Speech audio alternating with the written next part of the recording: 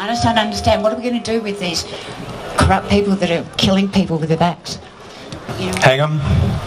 Yep. Now, just on that, so you're aware, the Rockefeller family took over medical training back in mid-last century, and they took control of it. It's not about health, it's about illness. It's not in their interest for you to get better because they can't sell your tablets. So what we're going to do in Australia is this. We're going to take all the billions of dollars that goes into Big Pharma and tell them to take a long walk off a short pier. That same money goes into research and development for all the natural, healthy remedies that exist in nature.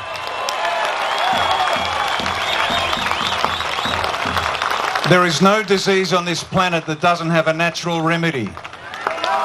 Not one. Now, people say specifically, what about marijuana? I go, okay.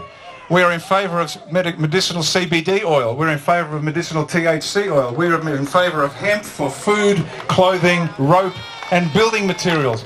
Not a problem. Go for it. If you want a couple of pot plants in the back of your garden for a chumbi on the weekend, that's your business. But, if you industrialise it and sell it to kids, I will lock you up for the rest of your miserable fucking lives. We will have the healthiest population on the planet. We will have the healthiest population on the planet because we're going to go back to nature because the answer's all there. The answer is all there. And that money will check because we need to do the R&D because there are charlatans in the health business too. But we will check it out, safe and effective. But we're going to have a health policy, not an illness policy. A wellness policy, not a pharma policy. And all the money goes into that. Thank you. Great question. Yes, next one. Come up, otherwise you get feedback. Hi, I'm Vicky. Ricardo, thank you so much for coming to Melbourne. We really appreciate you coming down and seeing us. We've been waiting for you. I had to wait till the time was right. Fantastic. Basically, I'm here because I've got grandsons and I want them to have a decent future. And the way we're going, they're not going to have that, right? But I'm also significantly concerned, as are a lot of people, about this social credit system they're talking about national ID and all that stuff. I just wondered what A1 had to say about that. Your privacy is your privacy. The government has no business knowing where you go, who you speak to, what you do, what you buy, what you sell. None of their bloody business. Now, they've been talking about this social credit system since early 2000s, 2004, 2007, they started mentioning it, including injecting microchips and the rest of it. So tracking and the social credit, none of their business. You have the right to your privacy. Would you give your plumber your bank account details? Of course not. So why would you give a politician who is less trustworthy than a tradie? You wouldn't, so they shouldn't have it. So mind your own bloody business. All this stuff dies immediately. That's what comes under political freedom. Remember that end state, politically free? You are sovereign. You are the kings and queens of Australia. What you say goes. When you finally get that in here and in here, they will never, ever, ever be able to take this country away from us again. Too many people believe that the government has the right to take their kids, take your money, take your job, take your life. No. The moment they try that, we're going to introduce things called recall elections. Now, a recall election is common in, say, Switzerland, United States. What it means is this. At the moment, when you elect a politician, they come up to you and say, vote for me. And you vote them in, and they do nothing for 3 or 4 years. Because they don't respond to you, they respond to the party. And then they come back again and say, sorry, we tried our best, but we just couldn't get anything done. Vote for me again. And people do. Recall election says this. The day after that individual's elected, if they piss you off, you can sack them. Now, how would you like the right to sack Dan Andrews right now? That's what a recall election is. So if you need 50% plus one vote to get elected, how about getting 50% plus one vote to sack the bastard that shouldn't be there? So what happens is the politician you elect now is responsive to you 24/7, 365. So they have to meet your needs every day or you sack them. And that's how we do it. That's how we make sure we control. The social credit system is a problem. They're testing it in China. That's all China is. It's a test bed for what they're going to do for the rest of the world. That's all China is. China's not a sovereign country. It's a criminal cartel. But they are testing all their systems in China. But once you get a hold of the power, when you can sack your politicians, all of a sudden they won't care what head office says. They're going to care deeply about what you say. And if they start rolling out policies that you don't like, and you get 50% plus one vote, they're sacked. And you get another one. Like in the US now. Yeah, absolutely. Gavin Newsom, governor of California, before he was isolated for COVID, and those of you who are laughing know exactly what that really means. He faced a recall election, he ignored it, and the higher the numbers got, the more compliant he became with the people, until all of a sudden he spoke with half his mouth hanging down and then disappeared. What is a pandemic? Because if you get an injection, it's no pandemic. Sorry, mate. Oh, sorry. Sorry, guys. Next question. Okay, sorry. Come this way. Hi, my name is Irene. We had a construction business, 15 family business. We employed 120 workers, and due to mandates, we closed it down because we didn't want to be responsible for, jabbing our workers and any other. So I've attended many rallies, actually all the rallies, and I've been booked twice, a total of $7,500. Are they legal fines? Nope. So I do not pay it? What do I do with them? I can't give you legal advice. I can tell you what I've done, but Yeah. there are other people who have gone to court and contested it, and it's been thrown out because there is no law behind it. But I didn't do that. So I'm a very simple man. I like simple solutions. The $1,000 fine I got for Adelaide, I had to go to court. And the magistrate rang me up because I was in New South Wales. He rang me up and he said, now what do you wish to make a plea? And I said, no, I'm going to make a statement and then going to hang up. And I had a prepared statement, I said, and I recorded it, and I told him it was going to be recorded, and basically said, you're either an imbecile or a traitor, and we'll find out in the future which you are. He eventually hung up, I finished my statement and hung up. So they had a court hearing without me. I was found guilty, they sent me a fine, and I got the piece of paper and said, oh look, paper aeroplane. So, I'm not suggesting you do that. There are other people who have actually used the system against itself and it's been thrown out. Okay, one thing I would suggest is investigate all the options open to you not to pay it, because there is no law in this country. It's all a lie. Thank you. Rick, we've got a special... come up here, young fella. All right. Young fella here, Michael's got a question for you. Okay. What's going to happen to school?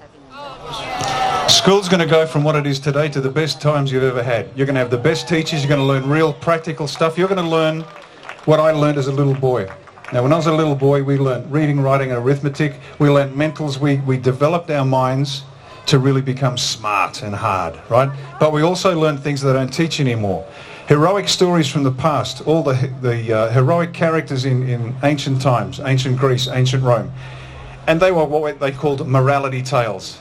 This leader did this and demonstrated these excellent qualities and was successful. This leader did this and demonstrated poor qualities. But you're going to learn about your history. And now your history and our history, it starts with the First Nations people who were here 40,000 years ago, and they have a rich history that we should know and understand. And then we have Greek philosophy and science, all the science you're doing at school. We're going to learn about that. Then you're going to learn about Roman law and jurisprudence. Then you're going to learn about English common law rights. And then you're going to learn about the heroic deeds that created this fantastic country. It's going to be the best time of your life. And all the nonsense you're putting up with now, all the bullying and the teachers that don't know what they're talking, they'll be gone. And you're going to have some of the best teachers ever. On top of that, we're going to facilitate homeschooling for those that want to homeschool. Now, we teach our kids at home ourselves, and it's great fun because you can instantly learn something new. There was a big green caterpillar came walking into the kitchen one morning. So we stopped doing maths, we picked up the caterpillar, we looked up what it was, we saw what stage of development it was at, and so the girls did a little project on the larva, the pupa, and then the actual butterfly, the caterpillar and the butterfly. And so that's going to happen. Now, in order to assist you with that, instead of watching nonsense on TV, which you've currently got, which is... I know this is a bit beyond you, but listen carefully. What you watch on a regular basis either makes your mind stronger or softer. Most of the stuff they've got on TV is designed to make your brain soft. So when we take over the ABC, which is known as the Australian Broadcasting Corporation, or otherwise for the parents out there, the Australian Bolshevik Collective, we're going to sack the chair, and this is for the adults, so I'll get back to you in a second. We're going to sack the chair, the board, and all the managing directors and all the staff, and we're going to repopulate it with good, decent decent reporters and journos. We'll put somebody like Professor David Flint as the chair. We'll get someone like Rowan Dean as the managing director. Now, here's where it matters to you. We're going to produce informational documentaries for use by homeschoolers at a kindergarten, primary, secondary, tertiary level, plus, the cocky on his tractor, and he can listen to Radio National instead of listening to the National Green Hour with how to kill the economy. It'll be interesting stuff. And so you'll have really good information. You'll come out... Now, how old are you? 9. Okay. By the time you finish year 10 or 12, wherever you decide to go, you'll be smarter, tougher and better than anybody ahead of you. Do you understand? And that's the purpose of education. So you'll be a man and you can take care of yourself.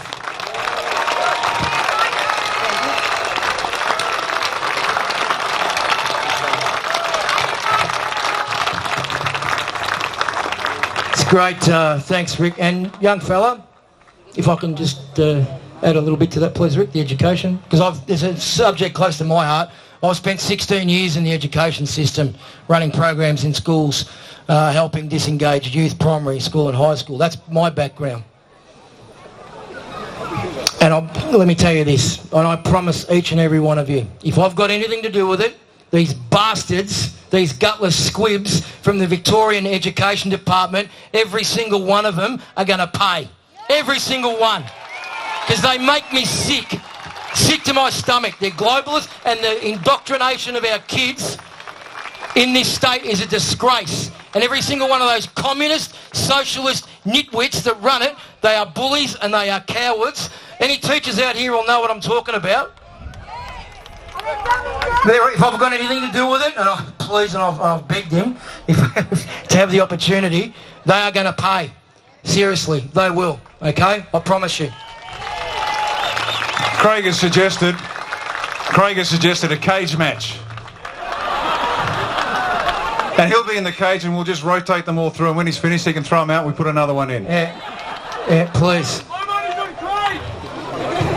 Next question, sir. How you going, Ricardo? My name's Emil. I've got a question for the corruption in the unions. Now, obviously, everyone that's around in Australia, we're part of unions, and there's been a lot of corruption for a very long time. First of all, as a collective group, are we going to go pick a fight with them? Are we going to dismantle them? And are we going to rebuild it with decent people? And also, I've got one other question. How are we going to regulate them not funding parties? Because the Labor Party's been getting funded by these unions for a very long time. I've been in the construction industry for a hell of a long time as a leader. I've seen a lot, yeah? So it needs to be all somehow sorted out. Yeah? No, it's easier than it sounds. The reason all these problems sound insurmountable is they don't want to solve them. Does that make sense? Now, we're a big fan of unions. Why? Because there are bad bosses out there. We're also big fans of big business. Well, not big business, but business, because there's some bloody lazy workers out there. Okay, so we've got to look after both. But specifically to your question on the unions, once again, it's like everything else. The leadership is utterly corrupted. The membership is fine. And that's why the CFMEU spat the dummy recently and showed their displeasure to John Setka. The leadership is corrupted. Now let's come up. Always elevate your view, because there's a fight down here they want you to focus on. But the real problem is up here. So, why are unions so powerful? It's not because of the muscle that they control. That's not it. Because of the rivers of gold that come through the industry super funds. Now, who controls the industry super funds? Union leadership? Who controls union leadership? Mafia. If you don't think there's a connection there, start doing your research, folks. What does a crook do? Steals money. There's an old question. They asked a bank robber, why do you rob banks? And he said, that's where the money is. That's what they do. So that's why it's so hard to crack the union. You've got the mafia controlling the union leadership, which controls the rivers of gold from the union members. That's it. They couldn't give a rat's ass about workers' conditions. The Transport Workers Union recently, they went on strike for a few extra bob payroll. A few extra bob in their pay. They didn't care about COVID, they didn't care about the vax, they didn't care about dead kids. Now the truckers did, but the union leadership was only interested in giving a few bucks to get the workers to shut up. So what we support are the unions that break away from the corrupted leadership, and they set up themselves as a genuine representative for the people. Now, when we get into Parliament, and we will, and when we become the government, and we will, and they come up to me and say, oh, I'm from the ex-union, and we want to talk to you, I'll go, really? Well, you were a union boss during COVID, and you did jack shit, so I'm not going to talk to you. Fuck off. Get somebody from the membership to come in and represent the people, and I will talk to you. But every union leader, and this is a promise, folks, and this will put a target on my back the size of Ayers Rocket, I don't give a flying fuck. Every fucking union leader who's a leader today who's done nothing to save the people is for the fucking high jump. And they'll be in prison getting as much sex as the pedophiles. And they won't fucking like it.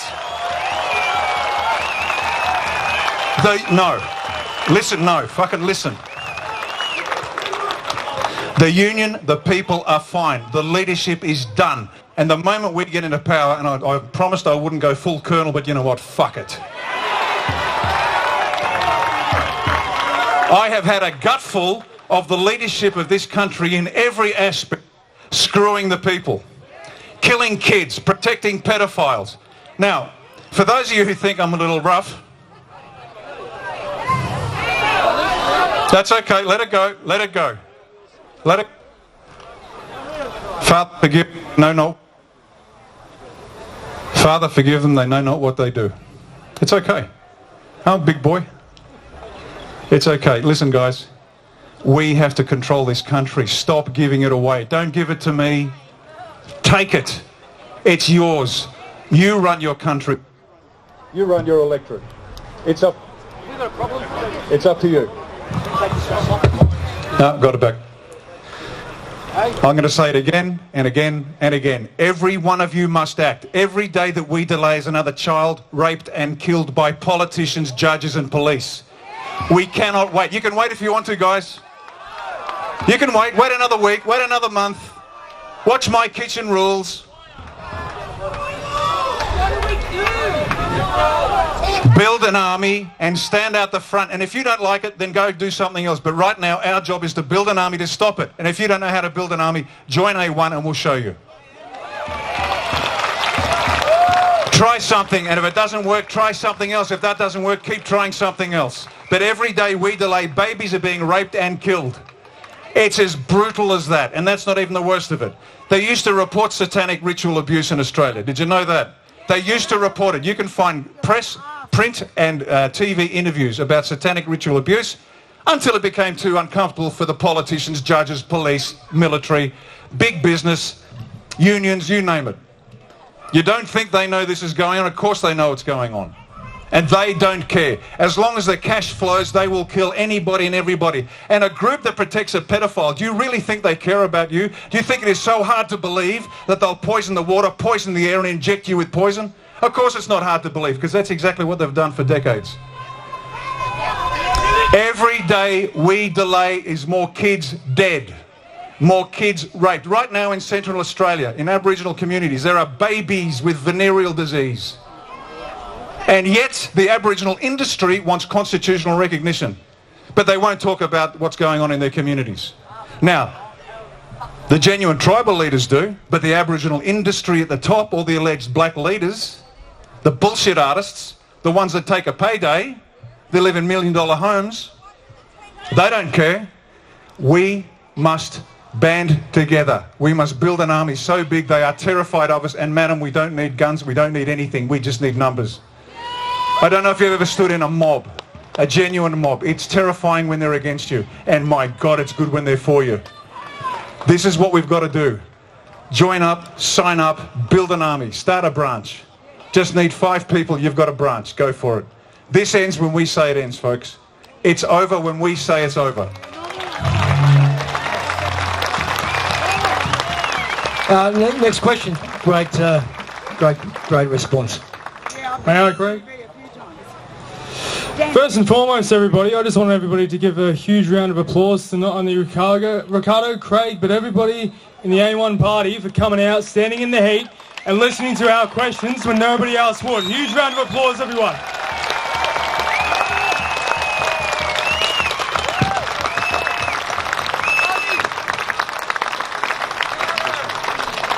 Now, thank you very much for your time, Ricardo. We spoke earlier and you gave me some very good advice, which I've taken heart and I plan to implement in my future. But I really want to express this to the rest of the people in my generation now. Just for a ratio status, can I just get a hands up of anybody that is under the age of 30 in this audience? Yeah. It's not a very big number, is it? Not a very big number at all. And now I think it's fair for me to speak for everybody in my age bracket. I'm 22 years old, by the way, for anybody asking. A lot of us, we have lost our jobs, we have lost our friends because we have chosen to speak out against the mainstream narrative. We have chosen to stand for what's right, even if it means standing alone. And a lot of us, we're angry. We are angry and we are ready to go to war. We are ready to pick up arms against these foreign invaders. But you have told us not to incite violence, and I respect that, and I take that to heart. So, we have these negative energies. How can we implement them in a positive way? Please, if you could help us with this, I think we could all be very grateful for your advice. Number one, pray. Pray. Pray. It's real simple, guys. Pray. Now, for those of you who are atheists, that's fine. Don't get offended.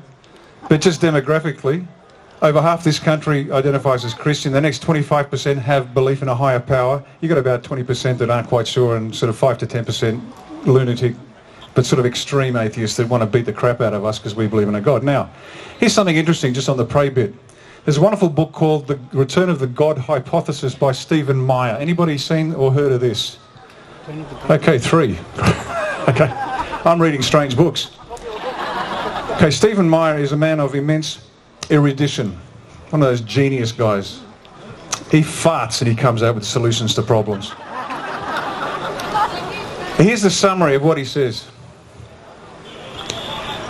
The cold, pitiless logic of mathematics and science indicates the best explanation for what we call the universe is a transcendental, active, theist God.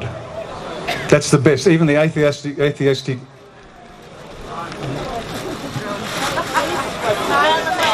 wave to the drone. Anyway, back to the story. The best explanation for life on Earth and the existence of the universe is a transcendental God. So pray. Just pray. That's step 1. Step 1. Step 2. You see the young lady threw a bottle. Don't get angry. Take the hit. Take the hit. Father, forgive them, they know not what they do. Mind you, if they come for your kids, that's different. Hit them hard. You've got to find peace in here before you can give it out there. Don't look for a fight. Look for the solution. Some people like to fight. Young guys like to fight. Old blokes like to win. There is a difference, and I get the desire to fight, but we have to focus on winning. We do what's going to make us win. Don't fight, but win. Does that make sense? Okay, that's what you've got to do. 2-step process. Thank you. Great question. 22 years old. Good. Well done. Thank you. So this young fella thanked everyone for coming, and I'd like to thank all the free press and the people like Will Rushkin, Avi, Tammy J. No, I just want to say thank you to the... Sorry. Oh, thank you.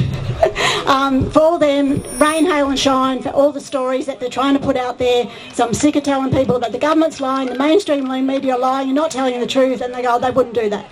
So, but anyway, thank you. Yeah, thank you.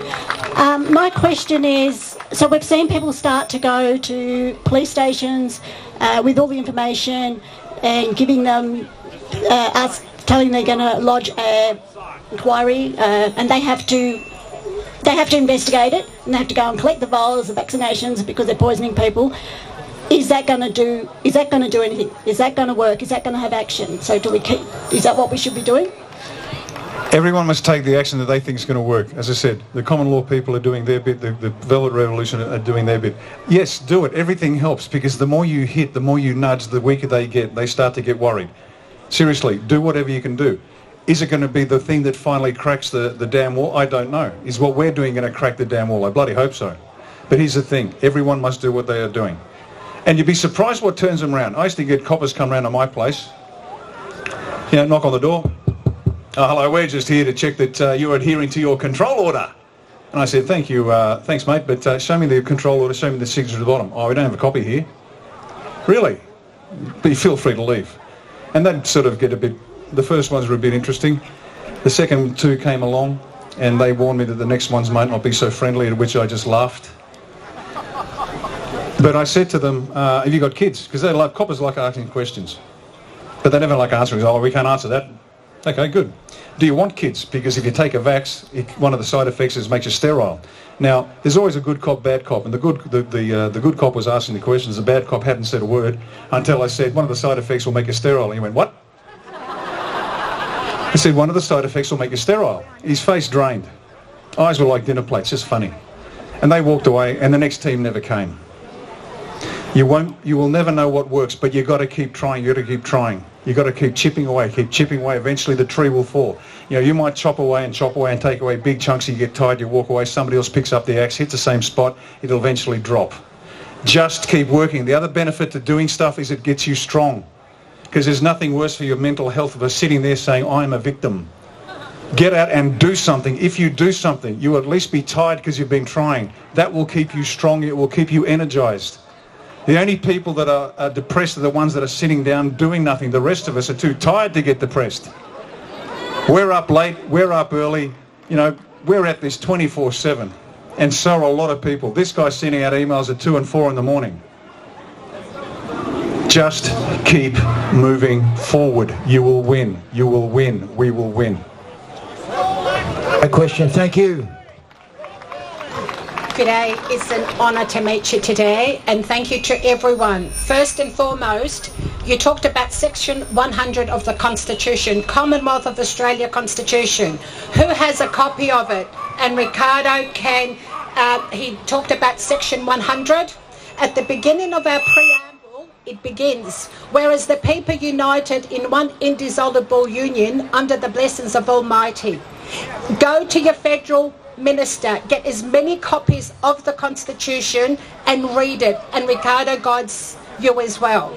Okay, now the second one is, I got a bloody alleged fine. With my sign, we've got a right to breathe and eat oxygen. The other half of my sign was, revoke suppression orders. Senator Heffernan put it on the record on 20th of October 2015. And on that day, 3rd of November 2020, we the people were corralled like animals in Burke Street. Now, if people can tolerate this, what else are they going to put up with? And I actually thanked the lovely policemen for the alleged fine, which I'm waiting to go to a competent court of jurisdiction. Now, the other one is, the question, my dear sir, my third one, is we're losing our right to private property, to the use of your land. You are being charged a tax on top of your waste and management collection to capital improved value. Thank you to Jeff Kennett, and I'm looking forward to meeting you one day. So capital improved value is based on what? Fiat currency. So the question is, what is A1 going to do with the rights to private property under grant of in fee simple?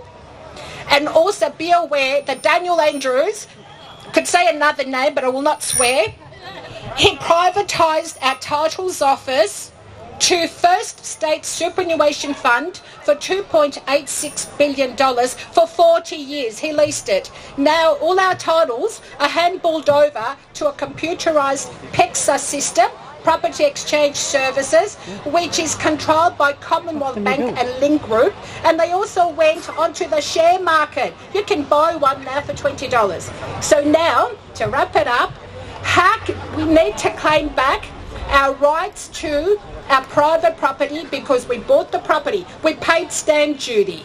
End of story. Okay, I think... And my answer is yes. Seriously. Let's just take a bit. A lot of knowledge. Yeah, give her a clap for her knowledge. It's fantastic. Well done. Once again, every one of these issues is legitimate, and there are countless issues, and they are all here, and they need to be fought over. Except the solution is up here. There is no law in this country. We had a constitution in 1901. It has been lawfully amended 8 times. The politicians just write the rules as they like without reference to us, which is unconstitutional. So the solution to this and every other problem that you've got with the law is there is no law. You can't claim a right and then go to a corporate judge and say, please enforce my right, because the corporate judge doesn't care about you.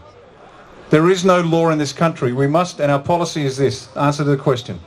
We revert to the 1901 Constitution as lawfully amended, that's it. Everything after that is complete lies. The 1986 Australia Act is unconstitutional. Doesn't exist. Every law done under that Act is unconstitutional. It is as much validity as if my cat meowed at you and I said, you've got to pay me $100.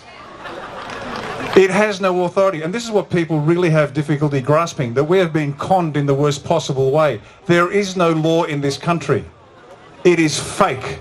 So what Australia wants position is this. What do? We have to have a point in time. It's arbitrarily selected, and we've selected the 1901 Constitution. Because at least at that point, we had something. And it was bastardised after that. So if you pick a point after that, what are you basing it on? So let's just start there. That is a point. It's arbitrarily selected. I understand that. And everything after that, which doesn't accrue with that, is unlawful. But this is where the Constitutional Convention comes in, because the country's still got to run. So we'll stop all the nonsense claims against the individuals. That just stops dead. It's all held in abeyance. It just stops. We're not going to proceed with it any further. We do the Constitutional Convention. Now, the Constitutional Convention must be preceded by an educative process, because most people don't know what a good constitution looks like and what it should comprise. You've got to understand that a constitution, whether it's for a company or a country or a local social group, a constitution is a guard against human nature. Because believe it or not, there are bad people that want to take your stuff. And they want to take your stuff on a grand scale by manipulating the constitution. So we will have this educative process, and we're going to use the new ABC to help you understand what it should comprise. Now, there are a bunch of models you can choose from, and you should have the right to choose from a range of different models. Now, if a politician, a mainstream politician, is in favour of a particular solution, you know it's corrupt, so just walk away from that. So we're going to make sure you understand what it should be like. And you may have, for example, a pure common law constitution. And if you think that's the way to go, it's up to you to persuade the people that this is the way to go. And more power to you, and I mean that. If you believe you want a constitutional republic with a popularly elected president with enumerated rights, then it's up your job to persuade the people that that's the way to go. But when we have the educative process done and you think you know what you want, then we go to an election. And then we choose. You choose by whom and how you will be governed. Now that resets the entire board. And now we can say property rights, not a problem. Now we can say fiat currency, nope. Our currency must be backed by real assets, a basket of real assets, real metals, for example. Because every currency collapse has occurred when they ran out of silver and gold. Every currency collapse. Did you know that right now China is digging up gold just outside of Canberra and shipping it back to Beijing? That's illegal, by the way. And the politicians know that because they're getting a cut.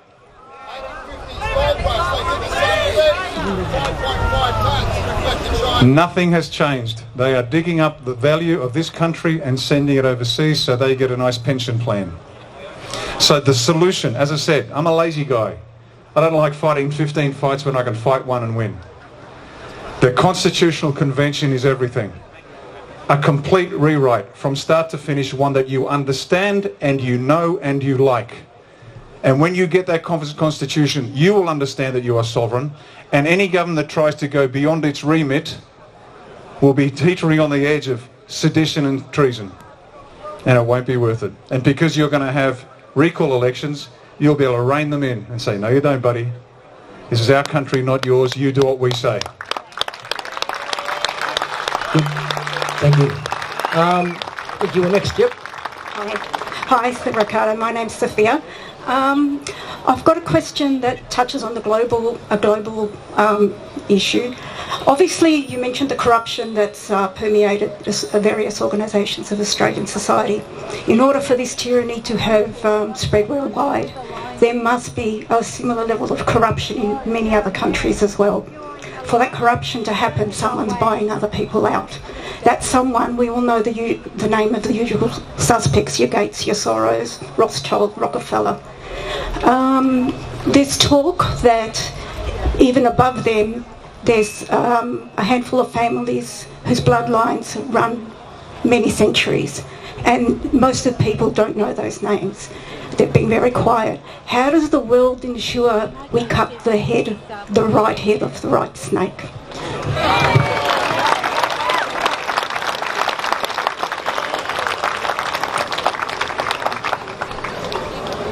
How can I say this?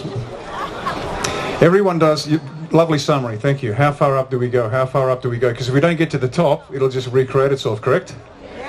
Okay. We are dealing with what we can deal with. There are other groups deal with what they can deal with. There are other groups that can deal with what they deal with. And there are groups that are dealing with these guys. And they have much more power than we would ever in our lives. Okay? So that is happening. In some cases it has happened. Now, think of all the stuff you know about the truth about the world and currency and power and manipulation and banks and all that stuff. Now imagine all of that knowledge plus more in the hands of extremely competent and powerful organisations that wear light-coloured hats. They're not silly. They know the head of the snake needs to come off. And as I said, from far as I can tell, some of their heads have come off already and the rest will follow.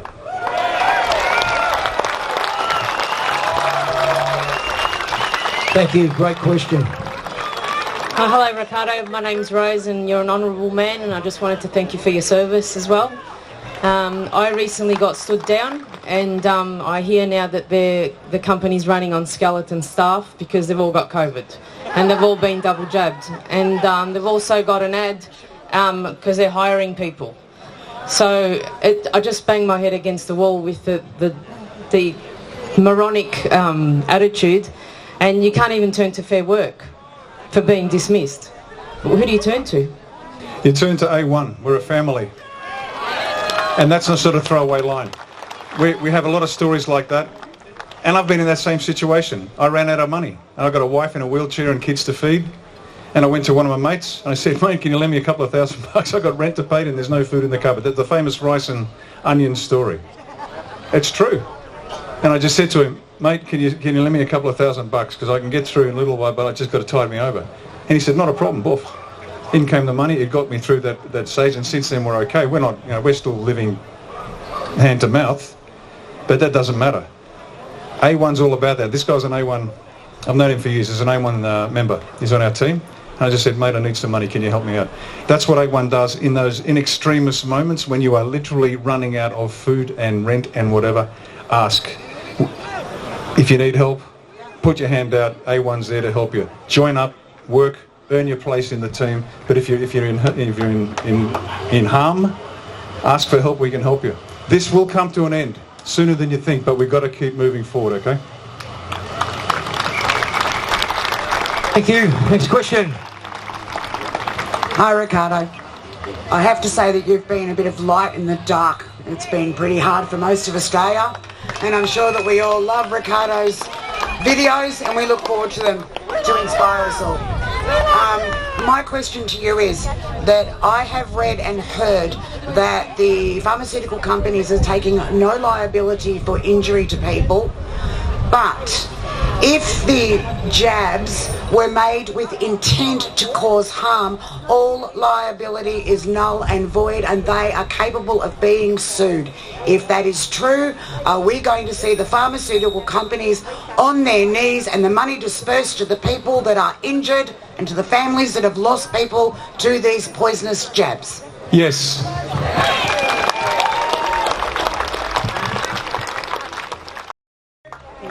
Thanks. Hello, Ricardo. I'm Sue Ellen. We've travelled nearly 4 hours to get here. I've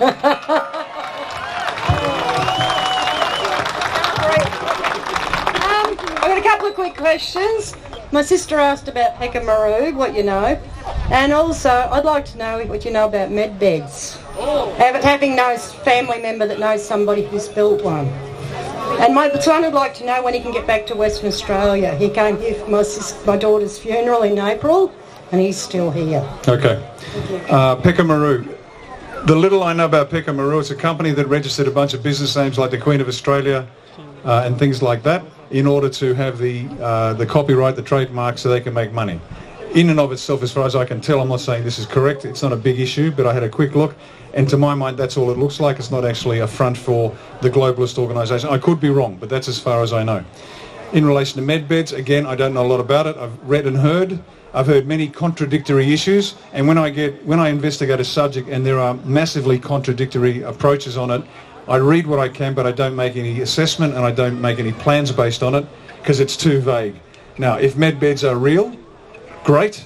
If they're not, it doesn't matter, because as I said, our wellness policy will find every healthy solution to every problem we have, and we're gonna deal with a bunch of stuff. We may not be able to grow teeth, but we can certainly cure the alleged incurable diseases like leukemia and everything else. Okay? Are you sure you can't grow teeth, Rick? Or apparently you can. Just a couple would be good. Well, you need one, and so do I, mate. Next question. Hello, Ricardo. I'm Georgia and my husband Robert are here. I just want to say thank you so much. It's just an honour to actually see you in person. And I just want to say thank you for bringing Australia hope, because everyone's lost support from family, from friends, from, you know, business partners, owners, you name it, everywhere, neighbours, it doesn't matter. And every time everyone seems to have a little bit of a downer, you seem to pop up and give everyone hope. So I just want to say thank you so much for all of that.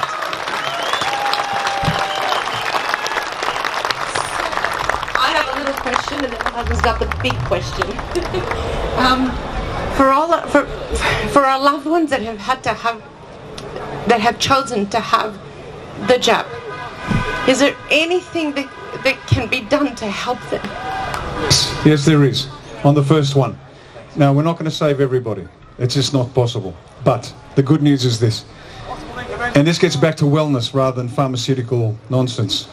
High care and doses of micronutrients and vitamins and minerals is sufficient to get the body to do what it is designed to do, which is keep it healthy. Evidence, no problem. When AIDS first kicked off in the 80s, for those of you old enough to remember, when you thought, oh my God, have I got AIDS, I better find out, and we took care of ourselves a whole lot more after that, there was a doctor in the US, and he's still around today, and as you know, AIDS, acquired immunodeficiency syndrome, prevents the body from responding to infections, and that's why they die of things like pneumonia. The AIDS doesn't kill them, but their inability to fight the disease does. This doctor, through nothing but better than high levels of nutrients, micronutrients and vitamins and minerals, he had one AIDS patient who survived 3 bouts of pneumonia. That is the power of the human body when it's correctly fed. So that's just evidence to say we will do everything we can to get everybody that's suffering, to help the body expel the poison, expel whatever's in there that shouldn't be in there. We can't get everybody, we know that, but we will certainly, that will be one of the high priorities the moment we get into power, and we can do this. One of the highest priorities will to bring everybody back to health. Make sense?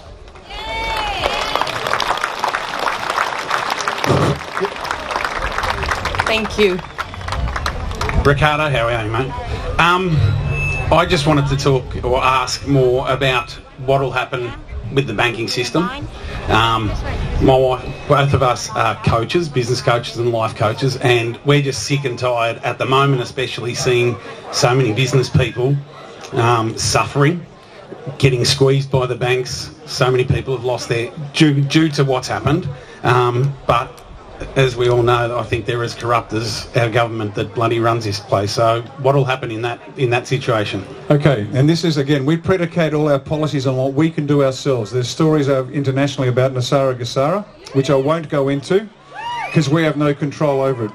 So we predicate our plans on what we can actually do ourselves. Now, one of the things, what we must understand is this. In order to create wealth, not make money is easy.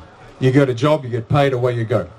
Creating wealth requires 3 things. It requires leadership in the form of entrepreneurs, it requires labour in the form of workers, and it requires capital. Now, the one thing they can constrain easily is capital. That's why they are screwing you over, to prevent you from achieving financial independence. It's not because the current generation are lazy or stupid. They're not. They're working 2.5 jobs. They're giving their little bub off to the communists in the daycare centre just to raise a deposit. It's by design. Now, specifically to your question, what can we do about that and banking in general? We're going to reinstitute the real Commonwealth Bank, the People's Bank. Now, do your research on the original Commonwealth Bank, which was designed to provide to the people what it needed in terms of banking needs. Then the commercial banks were out there. But the Commonwealth Bank, the original Commonwealth Bank, provided low interest loans and still made money. They issued bonds in order to attract finances, in order to fund infrastructure. And they funded the infrastructure, and the infrastructure they built never cost the taxpayer a cent. So this lie that we don't have the money to buy the infrastructure. So once we bring the Commonwealth Bank in, the commercial banks will have real competition. Now, it's been done before 100 years ago. And the first governor of the Commonwealth Bank, when he eventually passed in 1930, 33, 34, something like that, he was so loved by the Australian people that the city was brought to a standstill when his cortege went past. Now, can you imagine a banker governor getting that sort of response? Not today. You might see snipers taking shots as he goes past. But that was the calibre of the quality of people that we had running the real Commonwealth Bank, which provided the people the means they needed to do what they needed to do. So that's the practical solution that we can do within our own power, a real Commonwealth Bank. Second point. You think you have savings accounts. You don't. That's why. Now, here's the thing. You give money to the bank and they pay you interest. And you say, fantastic. But as far as they're concerned, you are an investor. And this is an investment account. That's why the bail-in laws, and who has not heard of the bail-in laws? The bail-in laws are where the bank can take your money if they risk going under. Do you like that idea? They were passed by the government, bail-in laws. If the bank looks like going down, they will take your money on the basis that you are an investor, not a saver. Did they ever explain that to you? Your money can evaporate tomorrow if the bank looks like going south. Now, what sort of business model is that?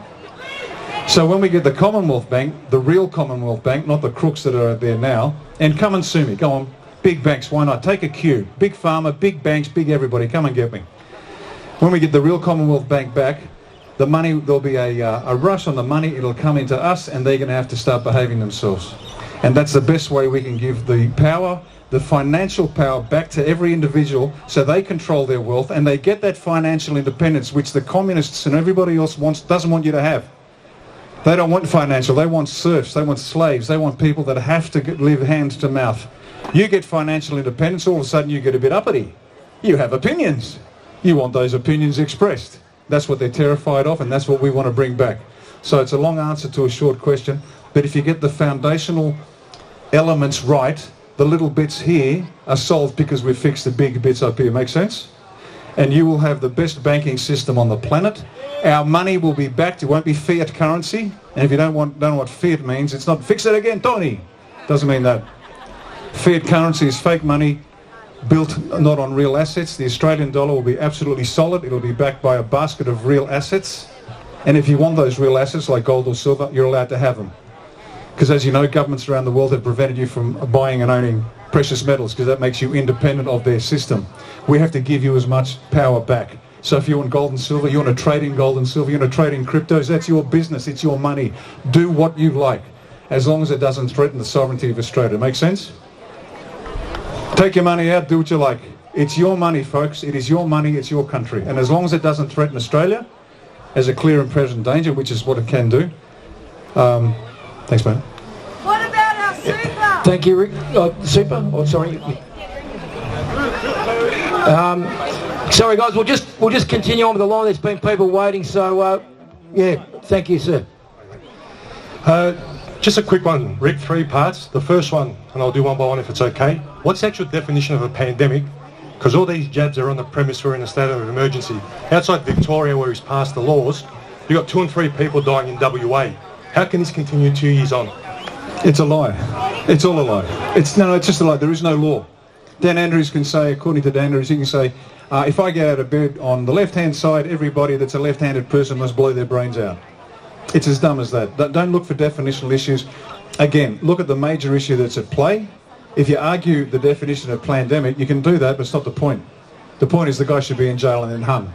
That's what you've got to work to, okay? Never fight on ground of the enemy's choosing. If they want to fight about this, you know it's a trap. You back off and you attack them over here. That's what A1 does all the time. I refuse to fight on their ground.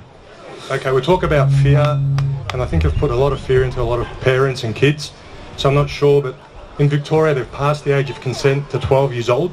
So they're setting up caravans going into schools to jab kids being 12 years old, where they don't need parents' consent. They've got TikTok ads promoting it to the kids. How is this even ethical? How is this right or ethical? Now, why are they lowering the age of consent? What's at the bottom end of age of consent? Pedophilia. That's all it is, guys. They are, what they do is they progressively inure you to change. They progressively wear you down. Oh, that makes sense, that makes sense, that makes sense. You can't get a tattoo, but you can change your sex. You can't have a beer, but you can get injected.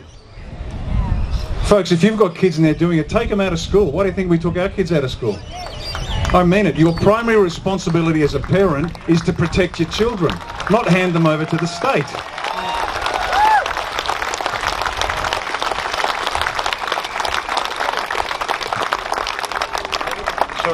You're right, the age of consent thing is a way they can eventually get to raping your kids. Now, for those of you who don't know, and this is an attack on the LGBT community, it's an attack on the LGBT leadership. Once again, the leadership has been corrupted. Now, in Brisbane back in the 80s, there was a conference on sexuality. LGBTP. LGBTP.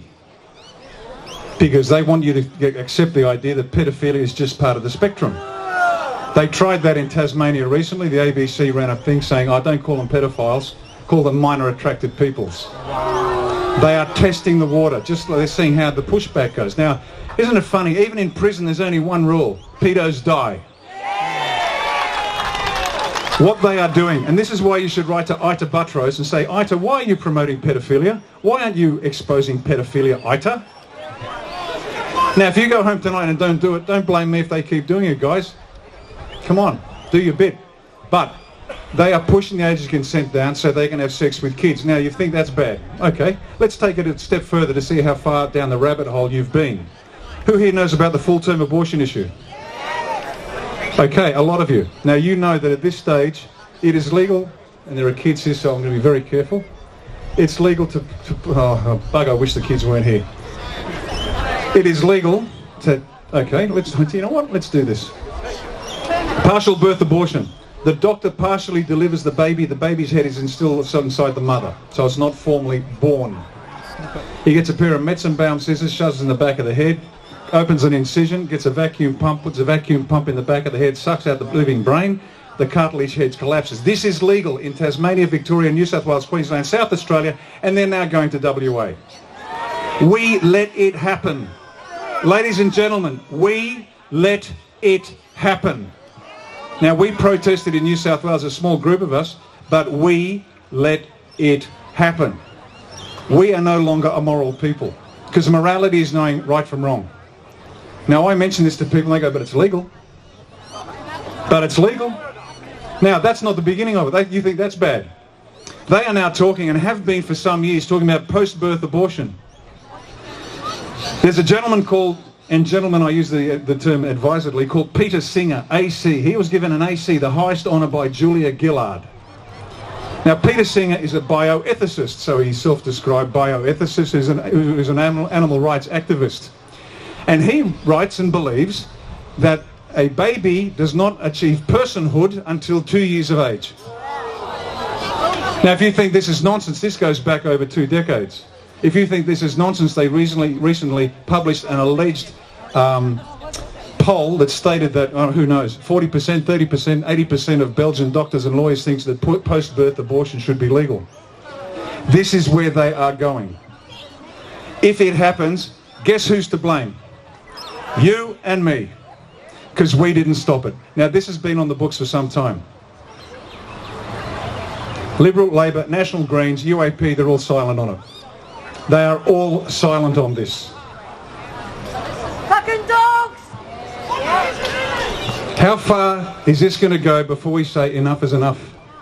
How far does this have to go before we say, okay, that's it? The tennis is off, the golf is off, let's form a group, let's go and protest. We want 1 million people next Saturday, and we're going to stop this bullshit. Thank you. And the last one, is that it? Yep. I guess a lot of people here haven't been involved in politics, to your point, so a lot of these things are getting passed without the public knowledge, so it's quite a surprise. So pertinent to what A1's doing, your ambitions to be both federal and state, because we've got some problems in Vic. We're going to be the government of Australia, we're going to be the government of Victoria, South Australia, Tasmania, Queensland, Northern Territory, ACT and Western Australia. But when I say we, I mean you. You will be the government of this country. And when you say no, it doesn't happen. You have to become the government. Thanks, Rick. Yes, sir. Yeah. Sir, Sir, this is. Bit controversial. Psychopath tests are getting pretty sharp now. Do you have any problem with psychopath tests for all politicians and all judges? Would you have any problem with that before they can have a job? I haven't heard about the psychopath testing because having lived and worked with psychopaths, and I mean this, not a joke. For those of you who don't understand psychopathy, it's quite extraordinary because most people are moral, good people. They have a sense of right and wrong. It might be different to yours, but there's a point beyond which most go. But a psychopath is like a colourblind person. They just can't see red and green. A psychopath doesn't see right and wrong. They don't have an emotional response. There's something wrong. It's nothing that cognitive behavioural therapy can fix. It doesn't work that way. The wiring is just not there. Now, I didn't know there was testing for it, but if there is, great. But what I can tell you is this. Every politician, every judge, anybody that takes the people's coin.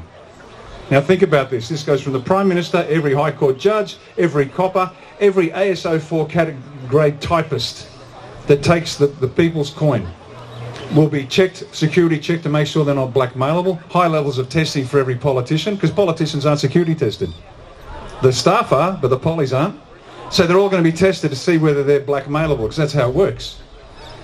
Secondly, they will take an oath of office, even the typists, that if they break the law, if they are the least bit treasonous or seditious, they are for the high jump. Because the way it works is this. You do what I say, look, change these numbers to make it look a bit better. And I've been there. I was offered a job for the Victorian government. We developed a system to predict the future and then shape your organisation to be ready to adapt to that future. It's the holy grail of futurist work. We did it. 18 months, no problem. And we presented to the Department of, I won't say which, and they said they were amazed. This is brilliant. I said, yes, it is. And then they said, can you reverse engineer it? I said, what do you mean? If we give you a set of outcomes, can you show us the logic that got us to these outcomes as if that's what we wanted to happen? And I said, yeah, we can do that, but we won't. And we didn't get the job. That's how crooked they are. So, folks, you've got to understand that to your question about psychopathy testing, if there is, I'll investigate that because that's fascinating. Testing. Whatever it is. Yeah. Whatever it is. If that exists and if it's correct, then we'll get it. But we are certainly making sure that anybody takes the people's coin, that is your money, is going to be held accountable. Doesn't matter what rank they are at.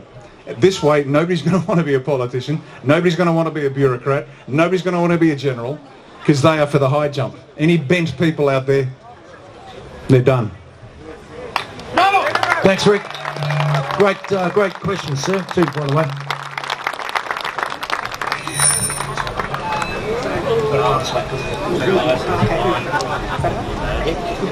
Hi Ricardo, thank you so much for being here and thank you for everyone for turning up, listening to the truth.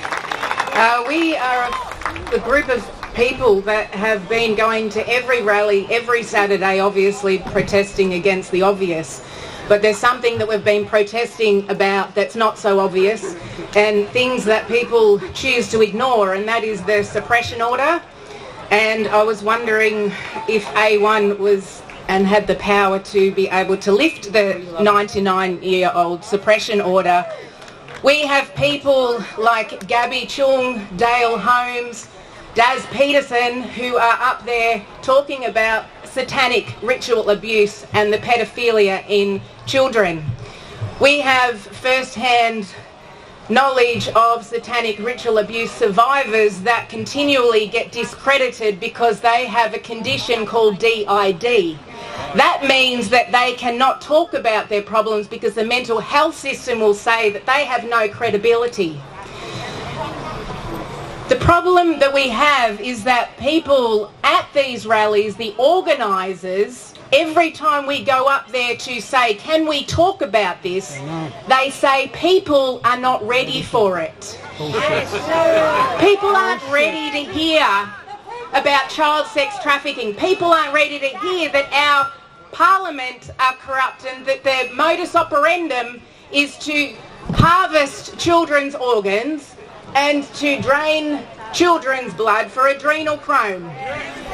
And if we keep marching around talking about sack Dan Andrews, nothing is going to change. The question is, Ricardo, the reason why I was interested in you and your party is because you're the first person that dared to talk about panda eyes and talk about the fact that the children are getting raped, tortured and murdered. And one thing people will not hear is MK Ultra, mind control, brainwashing, because we all have been brainwashed to some extent. We are the ones that are awake and we are the ones called conspiracy theorists. My heart is for the children, and we have a small movement growing day by day because people are interested. We need to take action, and the more that people know about it, the more that it is not a secret anymore. Because this is the best kept secret globally. Well done. Can you see that picture of the baby on the right hand side? If you don't know what panda eyes are, go look it up. And I mean it. If you don't know what it is tonight, the one thing you do other than sign up with A1 is look up panda eyes. This is real, this is happening, and only we can stop it. But once again, I don't mean to put a finger in your face too hard, because at least you're here. I get that. But until every day that we wait, more of this happens. We must come together in numbers unseen in Australian political history, and we must stop this. Now, direct question.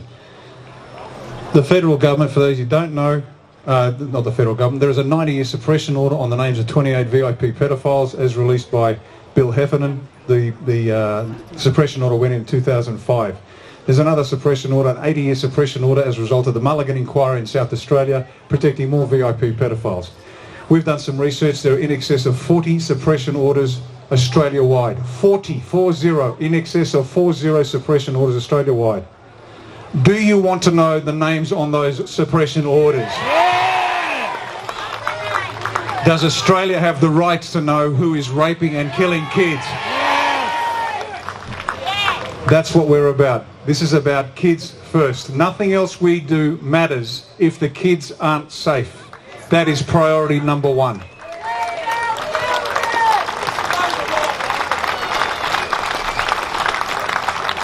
Thank you. Next question, Big Justin. Thanks, mate. Ricardo, thank you for all that you do. It really resonates with me. I've never been political, ever, and I've joined Australia One on the back of your policies. In India, Gandhi defeated the British Empire through passive non-conforming. Will you organise us to, I guess, we need some organisation around passive non-conformation because then the government's stuffed. But we need some charismatic leadership to pull us together. Will you do that for us? We're doing it now. That's exactly what it is. I do it at the federal level, Craig's doing it at the state level, and at each branch coordinator level, you guys have to step up and start doing it. Just watch what you do, imitate it, and take it out there. Build an army behind you in your branch, in your electorate. That's exactly how we have to do it. Letterbox drop with the pedophile suppression order. Whack that on a flyer and letterbox that as much as you want to. As long as it's within the policies of A1 and the broader concept, send it up. We want to do a letter like this, do it. Build the army, build the army, build the army. There's only so much we can do, and that's exactly my model. Gandhi's model is my model. That's why I am so assiduous in my point. We do not resort to arms. Apart from there's a couple of reasons for it. As a military officer, I know how to run coups. I know how to fight coups. It's brilliant. It's part of my training. Got it. This is not the country to run a coup d'etat. It just won't work. Small population, broadly dispersed. It can't be done. And we don't have enough people that know how to do it, so don't do it. Second reason we don't want to do it. Something like that, the first idiot that squeezes off a trigger, they're going to give them the excuse to come down even harder. We don't want that. Third reason, A civil war of any sort is a wound in the political history of a nation you never want to have, because it never properly heals. And we're too smart for that. Now, Australians don't start wars, but by fuck we can finish them. And that's what we're going to do. But we have to come together, non-violent, non-cooperation, build an army, build an army, build an army. And if you go out tomorrow and you don't get anybody, fine, go out the next day and the next day. Craig's been breaking his back now for a long time. And he's built an incredible organisation here in Vic. Okay? This guy's an absolute champion. So whatever you can do, whatever you can bring to the party. Now, if you're not a charismatic public speaker, but you could bake lamingtons, then bake the lamingtons for the people who are doing the other stuff. There's work for everybody. There's work for everybody. If you're the quiet type that can fill in the Excel spreadsheet to record the streets where the letterboxes have been dropped, then do that. Everyone, as I said, must rise to their individual potential, so collectively we reform the nation. Does that make sense? You don't have to be me, you don't have to be Craig. By Christ, you don't need any more of me and Craig, I can tell you that. We need some good measured people as well. But we all have to do our bit, okay? It's all of us, guys, it's all of us. No, great question, thank you.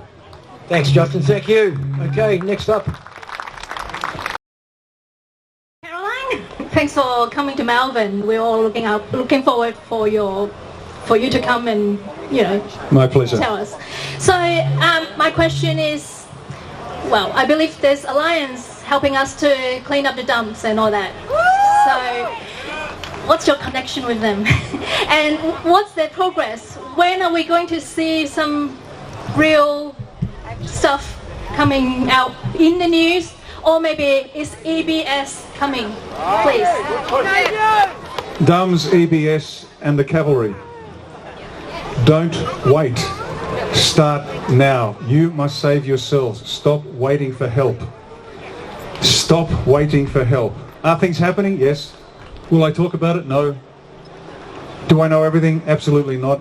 Like you, I just do the best I can to understand what's happening. Stop waiting for the cavalry, please. You got to know. Step forward. Step forward. And if it happens, great. And if it doesn't happen, we still win. Every plan we make is predicated on what we can do for ourselves. That's why it's not our job to take out the police and the judges. We build an organisation that is ready to carry for us from where we are, which is a very bad place. And it is decades of work to clean out the cockroaches. It is decades of work to get the young people. 40% of 18 to 35-year-olds voted Labor. The other 40% voted Green. How messed up are the 18 to 34-year-olds? It will take ages, it will take decades for them to understand they've been lied to. Because there's only one thing harder than getting a new idea into somebody's head, and that's getting an old idea out. And they believe, they will, Amnesty International, oh my God, Amnesty International, oh, give your money, Amnesty International, because we don't like killing bears. Nobody does. But Amnesty International is in favour of full-term abortion. These little facts shock people. You crack and you hit until the crack gets bigger and bigger and bigger and bigger and bigger. Once again, you land on Normandy, you don't get to Berlin the next day. Just keep hitting them with facts. 5 people started A1 2 years ago, a little over 2 years ago. And we just said, this is ridiculous. We don't trust anybody. 5 of us. And we said, we don't trust anybody. We've had a gutful. We should do something. Okay, let's do something. And they came out and they said, oh no, you shouldn't do that. You should get into the Liberals and fix the Liberals. You should get into Labor and fix Labor. And we were abused. And yet here we are 2 years later, internationally recognised force for good. Think about that. We were a bunch of nobodies from nowhere. Who's heard of Rainer Fulmick, the German? What a legend, right? Rainer Fulmick is this heroic German lawyer who was leading a team of 100 lawyers and 1,000 doctors, or 10,000, 1,000 and 10,000. Genius of a man. And yet he rang us up and said, can we do an interview? A1, think about it. Don't let anybody tell you that you can't. We just did, and we're nobodies from nowhere. Look at you, all of you. We did this. Now, if 5 people can kick off A1, what do you think thousands and thousands can do? We can save the country, and better still, we're going to show the world how to take back your country. Everything about Australia is going to be so good. We will take it back, and we've already been contacted. Can you please tell us how you're doing it? Because we want this in Ireland. We want this in the UK. We want this in Poland. They love A1 internationally. Folks, this is our party. This is our organisation. We can do this. We can do this. Don't worry about them. Let's take the lead. Leaders go first. That's the most basic definition of leadership. You go first. Now, the first one through the door, bang, always gets a blood nose. That's okay. That's why it's so bent. We don't mind. And understand this, the first time in a fight, you never hit as hard as you thought you would. It's not like the movies. You'll give him a big right hook. And the guy looks at you and goes, yeah, okay. But when you do get hit, it doesn't hurt as much either. And you realise, okay, and there's a couple of nodding heads in the audience, you've been there. Do it, folks, you can do it. Remember where your courage comes from. Step forward, take the hit, be ready, and you'll find out, you know, it's not that bad. Bouncing off zero in the bank account. First time it happened to me, I panicked. It was just a business thing. Business goes south and all of a sudden it's all gone. I've bounced off zero so often now it doesn't matter to me anymore. The fear's no longer there. It's okay, we'll get through it, we'll get through it. You lose stuff. So what? You can always acquire more stuff. You can always get more stuff, but you don't get more time. You don't get more time. You can get more stuff, you can't get more time. Use your time. Right now, you don't know how long you've got left on the planet. You might die a week from now. But make sure that last week of your life was doing something honourable and good and of service to the people. Of service to kids. And I don't care if you're in a wheelchair. My wife's in a wheelchair. She's got MS. Works like a Trojan. She's up all night. I get down. Give her a big round of applause, will you?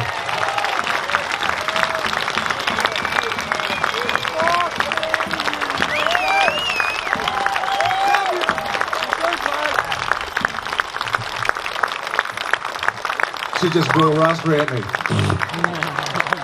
Now, don't go up to her and say, there's always a strong woman behind a good man. Because she'll say, I don't stand behind anybody. We stand side by side and there's not a sliver of light between us. I adore her, I love her, I even lust after her. But I'll tell you what, I really admire her. And now she's embarrassed.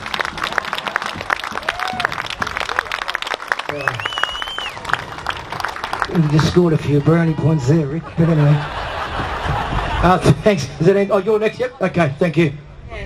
Hi, Ricardo. I'm Tracy. My partner and I, we do everything we can to resist this. We're out letterbox dropping, getting kicked off Facebook all the time because I keep saying the wrong things. And it's bloody great, isn't it? I'm on another 30-day ban at the moment and they can get stuff. I lasted 4 days, sorry. And, you know, you've really given us the courage to understand sovereignty and to stand in that space, and I've actually even changed my business name to incorporate the word sovereignty or sovereign. Yay. But I have to say I had a wobble yesterday because I read something on Friday and it put fear through me and I went, I want to ask Ricardo. Go away, ask away, any question you like. And then I found out you were going to be here. So. Right. I read an announcement about our Defence Forces coming out onto our streets. Not here in Victoria, I didn't see, but in other states. Perth and Sydney. Perth and Sydney, was there Queensland as well? Talking about using pyrotechnics and non-live stuff, and they're going to be there for months. Yeah. Now, I didn't get here quite at the start, so I apologise if No, that's you've okay. It's a good question. I'm happy to answer it. Could you please give us you some bet. information? Okay. For one, it's a good question to ask because we want to hear it again, don't we? Because we know what the answer is. Okay. No training exercise go for 10 months. It never happens. Okay, from February to December. So you're either on training or on operations. So if it's not a training exercise, it's probably right. Now I'm not going to give you the answer, but it's 2 and 2 doesn't equal 5 and doesn't equal 3. You've got to work it out yourself. Okay. Now, the only question then is it being run by the good guys or the bad guys? If it was the bad guys, it'd be very different. The announcement would be different, the activity would be different, they wouldn't give it a 10-month timeline. So if it's not the bad guys, it might be... So sit back, smile, buy the popcorn, and enjoy the show.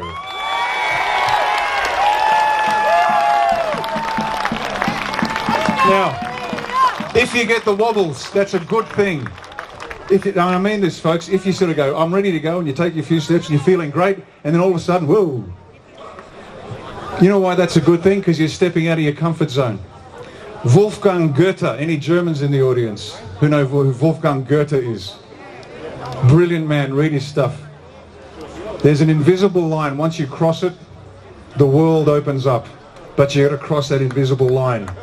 You will know how to live once you step forward. So if you're getting the collie wobbles, that means you're stepping forward. You're stepping forward. You're going into new ground. You're doing things you've never done before.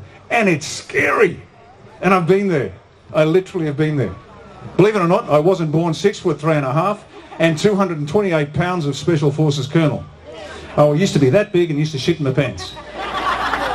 Yeah, believe it or not, you know. Incredible but true. It doesn't matter, folks. It doesn't matter where you start, it's where you finish. It doesn't matter what you're given. It's what you do with what you're given that counts. Thank you, Bosi! So whatever you've got, who's heard of Nick Vujicic? Nick Vujicic, who, hands up high. Oh, okay, I've got to tell you this one. I know it's hot, I know it's a hot day, and thank you for your patience. Make sure you've got water. Nick Vujicic is a young Victorian man who was born with tetra amelia syndrome. Now, tetra amelia syndrome is an extremely rare medical condition where you are born with no arms and no legs. Think about it. No arms, no legs. He's got what he calls his chicken drumstick, which is sort of half a foot on the left. Go home tonight, second thing you want to do after Panda Eyes to lift your spirit, because that'll demolish it, to lift your spirit is watch any video of Nick Vujicic. Now, imagine how tough your life has been. And I mean it, because everyone's got a reason. And there are hidden stories to each of our pasts that we never share, but we got through. All of us have them. Everyone here has a burden that they don't understand. That's human. We are strong! Nick Vujicic, no arms, no legs. Now imagine little Nick as a little boy. When he's a baby, he doesn't know any different, but then he goes to school. He can't run, he can't kick, he can't catch. By 8, he wanted to commit suicide, and you can't blame the guy. And if anybody had a reason to be depressed and say, I give up, I don't have to do anything, you owe me a life, I want a pension, and I want the preferred parking spot, and if anybody parks there, I'll chase him in my wheelchair. But he didn't do that. Let me fast track it now. Fast track it. Nick's now in his late 30s.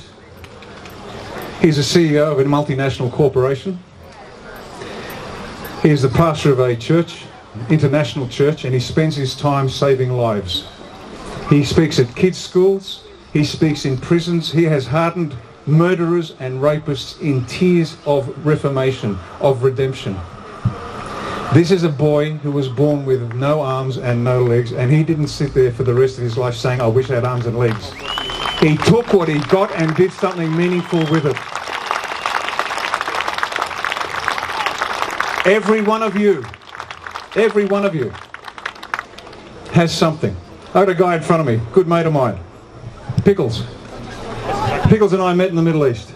He was wandering down the road, and it was a hot day, much hotter than this, and he looked like he needed a ride, so I said, I didn't know what nationality he was, because we were working with the French, the South African, the British, the Australian, the American Special Forces. We were all advisors there. And I said, mate, you want a lift? And came back this Australian accent. Sure, mate, no worries. So we hopped in the car and we've been mates ever since. Pickles has beaten cancer how many times now, mate? 3, 4, 5 times. 3, 4, 5 different cancers. And he just smiles. He rings up, how's it going? Oh, not too bad. What happened? Oh, I just came out of chemo again, but I'm all right. I've never met a man with a greater capacity to smile in the face of adversity and he's still bloody here. Every one of you has more in you than you believe, and it doesn't matter if you're in a chair with one leg. There's something you can do. Every one of us has value. Every one of us has power in here that you haven't yet even begun to tap into.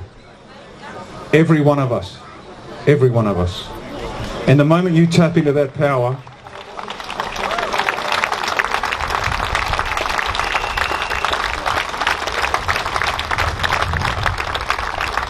Say that. That was beautifully said. So say it to Rick, please. I just felt like I'm born for this time. This is my...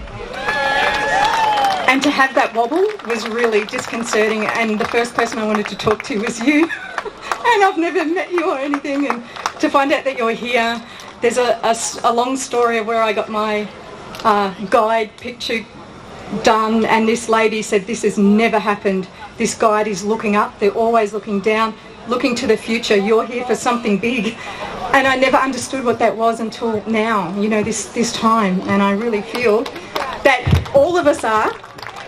But I love what you say about courage. You've got to love where you're going more than what you left behind, you know, and you keep us going, Ricardo. Thank you. A pleasure. Well,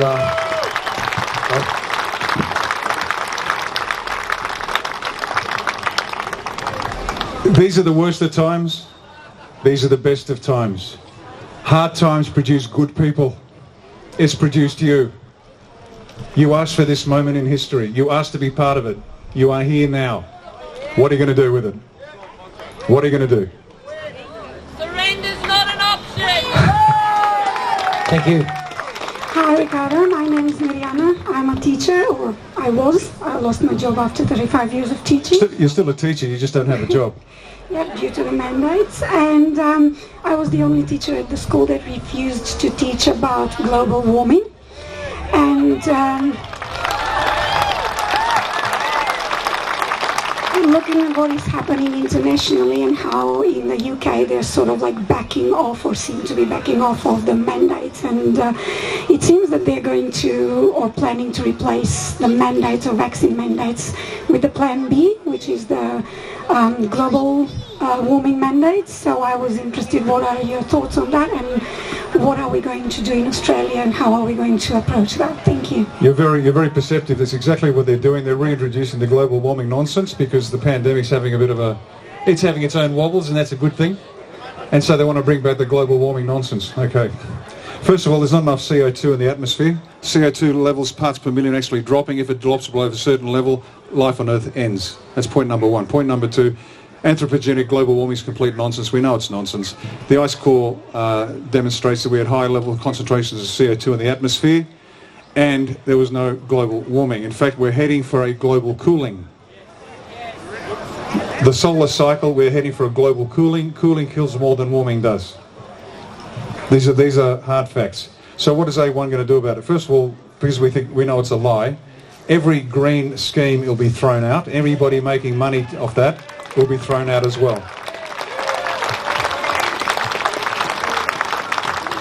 Now, because we have a cohesive end state to which we are working about economically powerful, etc., etc., everything links to everything else. So, what are we going to do? All the green schemes are gone.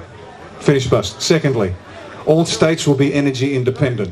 That way you can't hold the country to ransom. You see how globalists have single points of failure in every system? They'll set up a system, have a single point of failure so they can turn it off.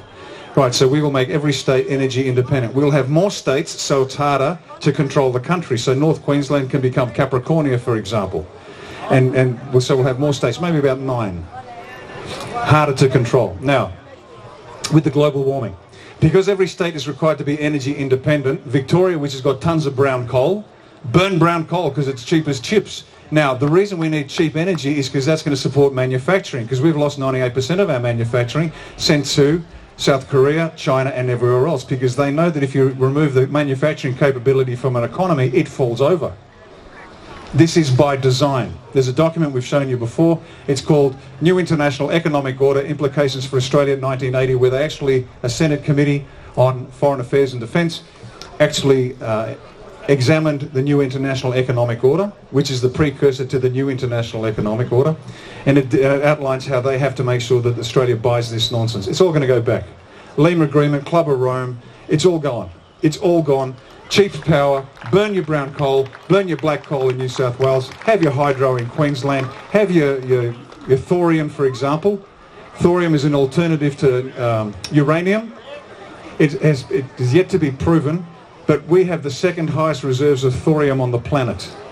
And it is a nuclear type fuel which doesn't have the downside of years and years of half-life of radioactive waste, and we've got the second highest reserves. Now, why do you think they haven't allowed an economically viable thorium reactor be developed?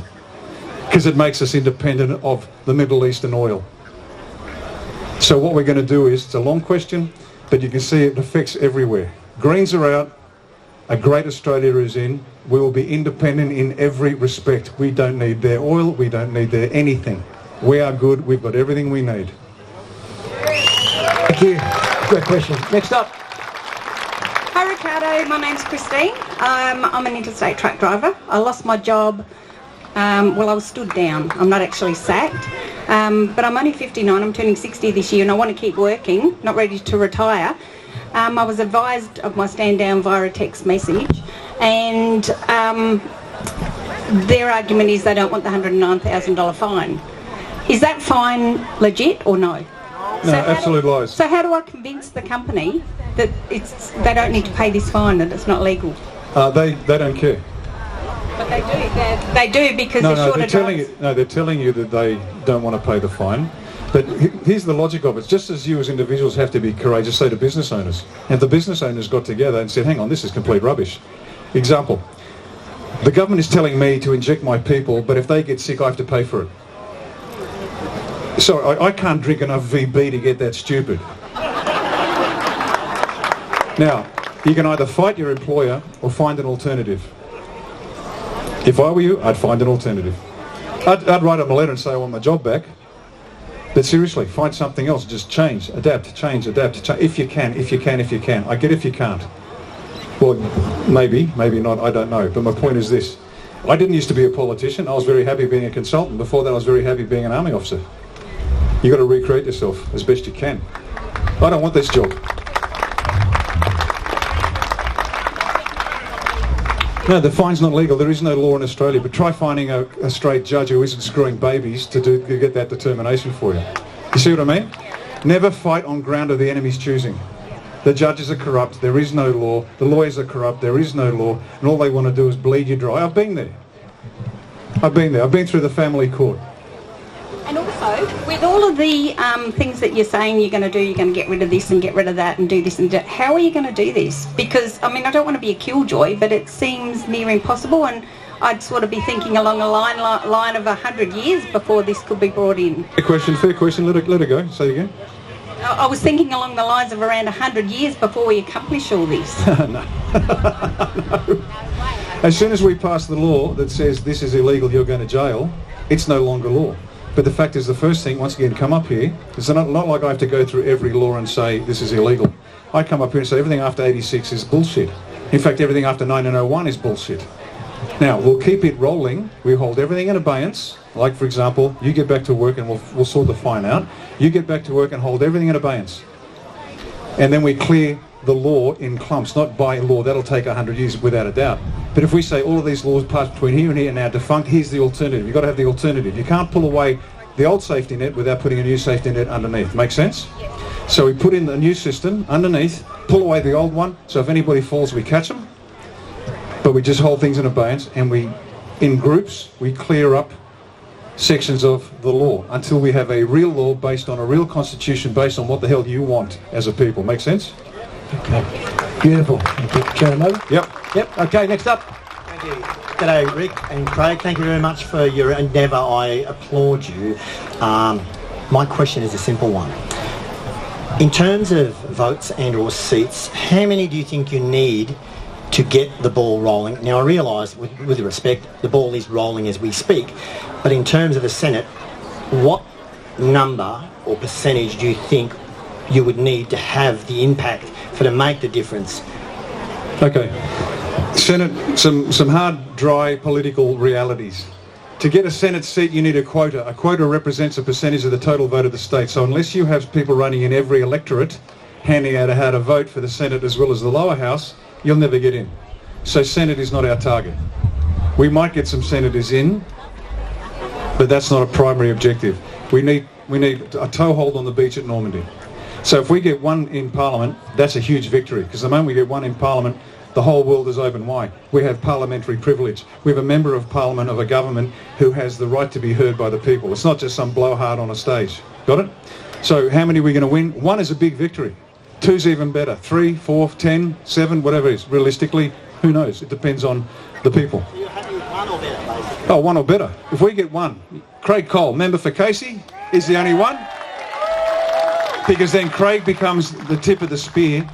Now, an arrow is it needs a sharp tip, but it needs a really solid shaft well behind to keep pushing through the target. You got it? So Craig's the tip, and the rest of us are the shaft that go and shaft the bad guys. So one is a huge victory.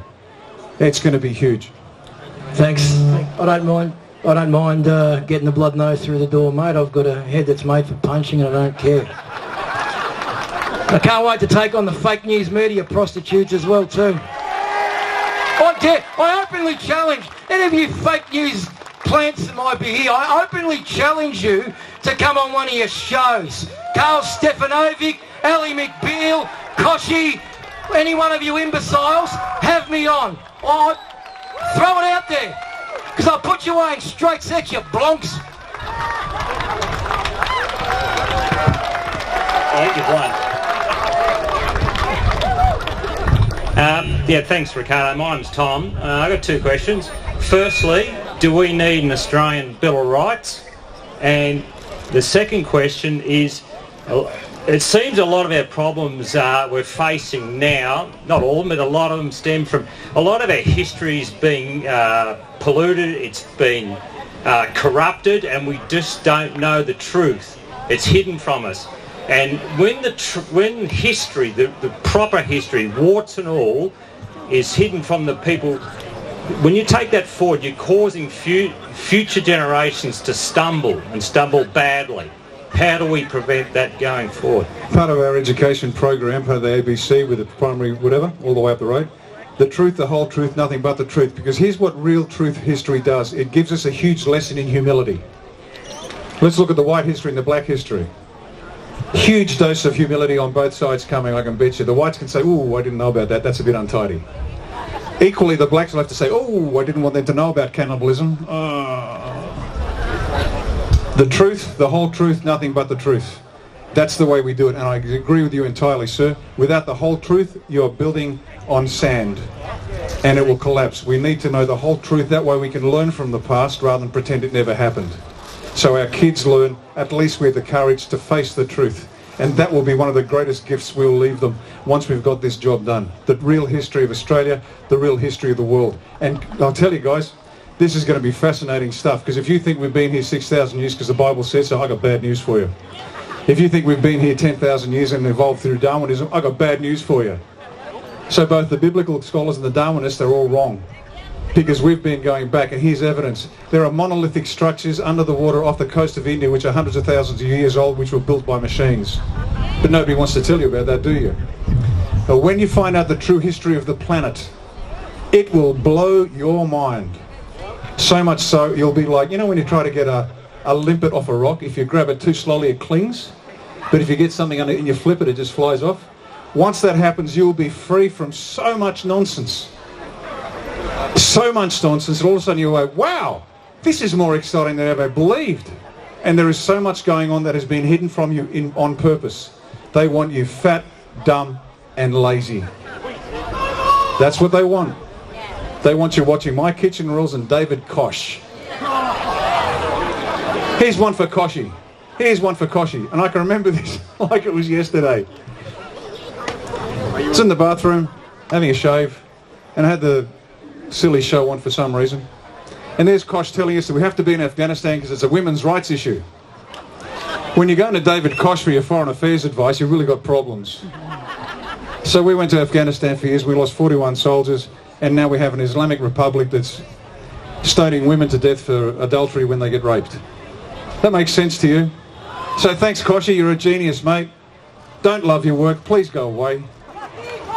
So the truth, the whole truth, nothing but the truth.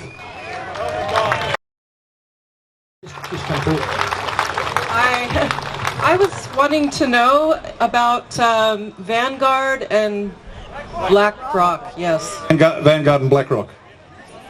Two mega corporations that own most of the corporations that run the planet. Goldman Sachs. I just wanted to know what your take on how to take that back. We jail them. See, the only reason these people have power is they have the money, and the money pays people to pay the judges and the police. But you take the money away, the judges and the police in jail, they can't do anything. You can get the head of Goldman Sachs saying do this, and if there's nobody listening to him, it doesn't matter anymore. So you'd think a smart guy with a light-coloured hat might have made sure that certain organisations were bankrupted, so when they went to pay bills, oh gosh, no money left. Oh gosh, guess what? They can't do anything anymore. because they can't pay anybody. You see how that works? So these things take time. You understand now why tanks in the streets isn't the answer? All of these things are coming down, but it will take time. Be patient. Read the tea leaves. Don't be silly. Don't be naive. You've got to read the tea leaves and understand these things take a lot of time. Okay? But if you've worked it out, odds are that a very smart team over there has seen it too. Thanks, Rick. Here we go, Rose. Hi, Ricardo. Nice to see you standing in front of me once again. I met you in Victoria when you came down here last time. Now, I'm standing for SRA. I'm a SRA survivor myself. It happened to me in New Zealand.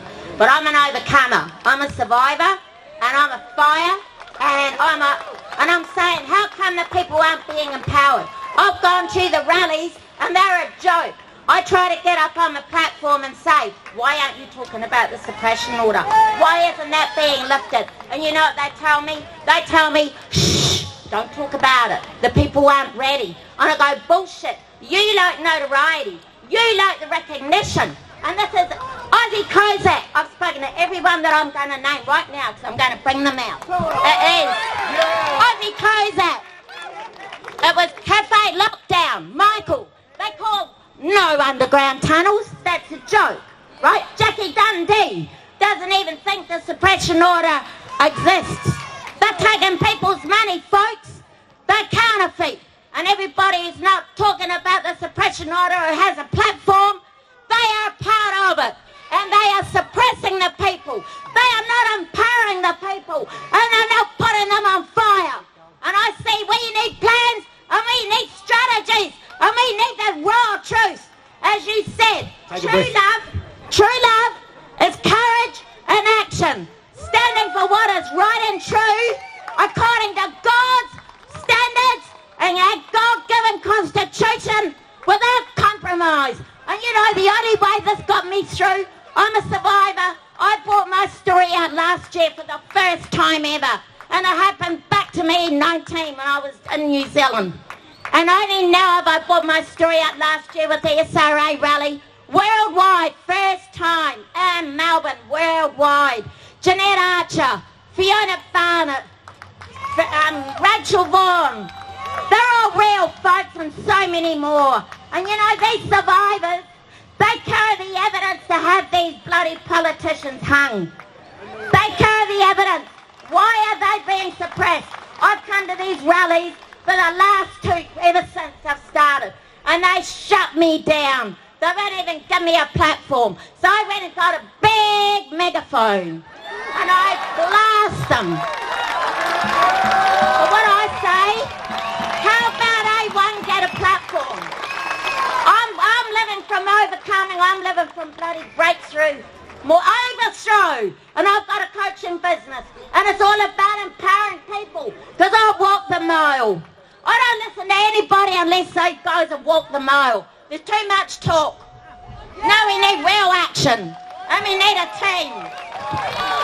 Give her a clap, guys.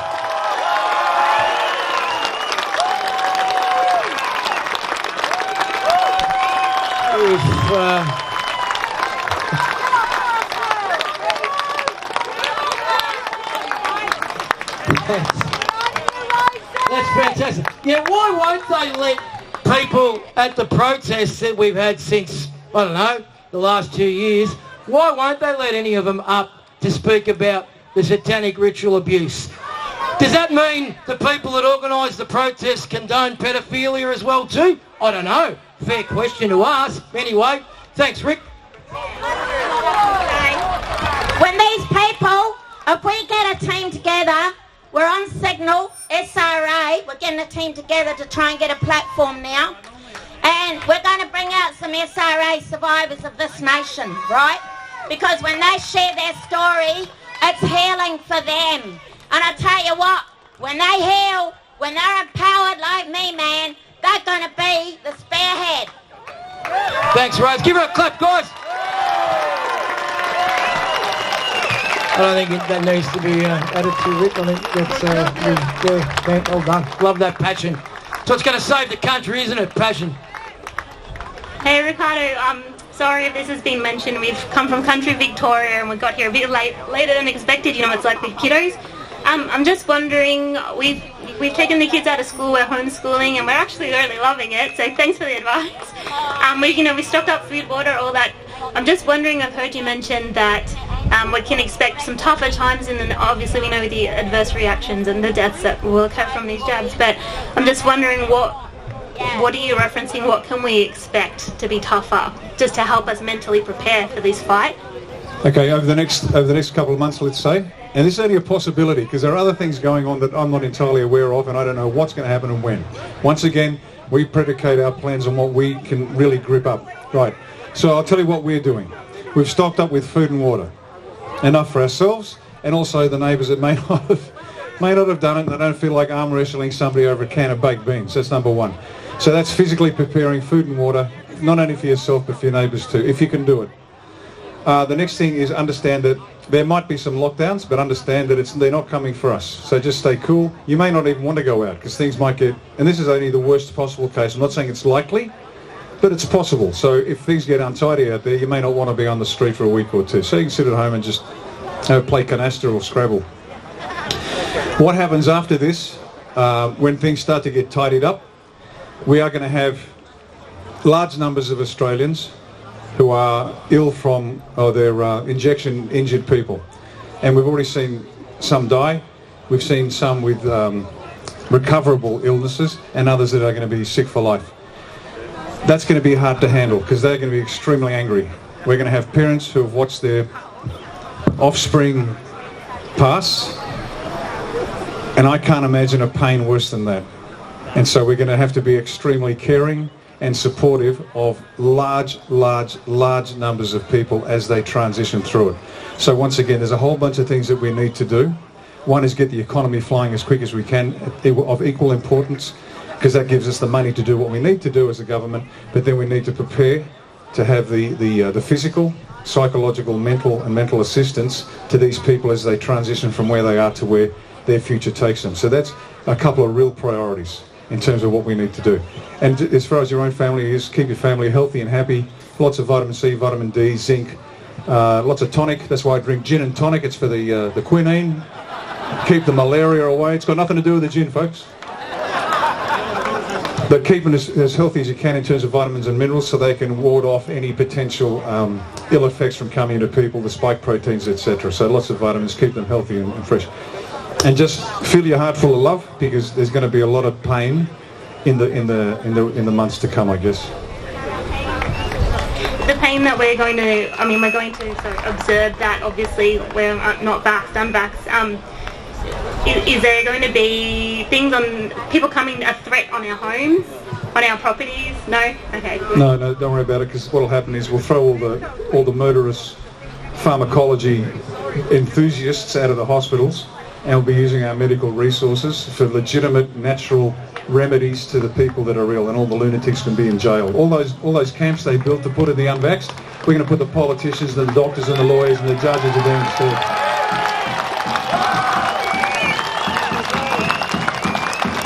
Thank you. Come forward, sir. Hi, Ricardo. My name's Matt. I'm a 34-year-old truck driver. I was wondering, is it feasible to get the trifold flyers off the A1 website still? I thought they did a lot better job of marketing A1, and I delivered to all the shops in Melton and at the shopping mall, and people seemed really enthusiastic and took to it like ants to honey, I guess, so to speak. So they need that you like the trifold's got more information? Yeah. Great idea. Speak to Craig after this. That's a good feedback. So, first of all, thank you for all the work you've done. That's brilliant. Thanks for the feedback. We'll recharge it. We're going to put out some more policies shortly. We can't put out all our policies because the brain-dead other parties, they couldn't think of one. They couldn't find a keg in a brewery. So we're going to let some more out, but in a broad sense.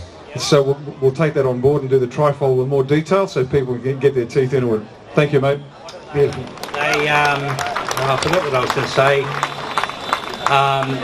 Yeah, it's become really popular now in Melton. It's getting well known. But I just wanted to call out the Transport Workers Union for the corrupt fucking dogs they are and cronyistic bureaucrats. If we had a solid union and solidarity and no retiring old members, we'd be able to fucking bring this country to its knees and reinvent it. That's okay. The nurses union in Queensland did that. They literally just broke away. They formed their own union. So the legacy union is now struggling. There's a new nurses union. I know the maritime workers in New South Wales. They're certainly thinking about the same thing. So they're organising now, and they don't care about the existing maritime workers union, MUA leadership. They're setting up their own. They're doing that. And that's not a surprise, and that shouldn't surprise them, because every decent union member out there should be stepping away from their leadership and organising themselves anew, because you need strong unions.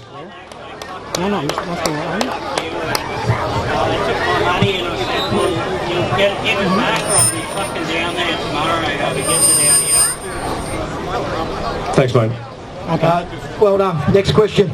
Okay, I'm John. I wanted to know about your your policy on foreign multinational companies that come in, take our gas, run it around the ocean for a little while, then bring it back and sell it to us for 3 or 4 times the price, and that we're supposed to be okay with that.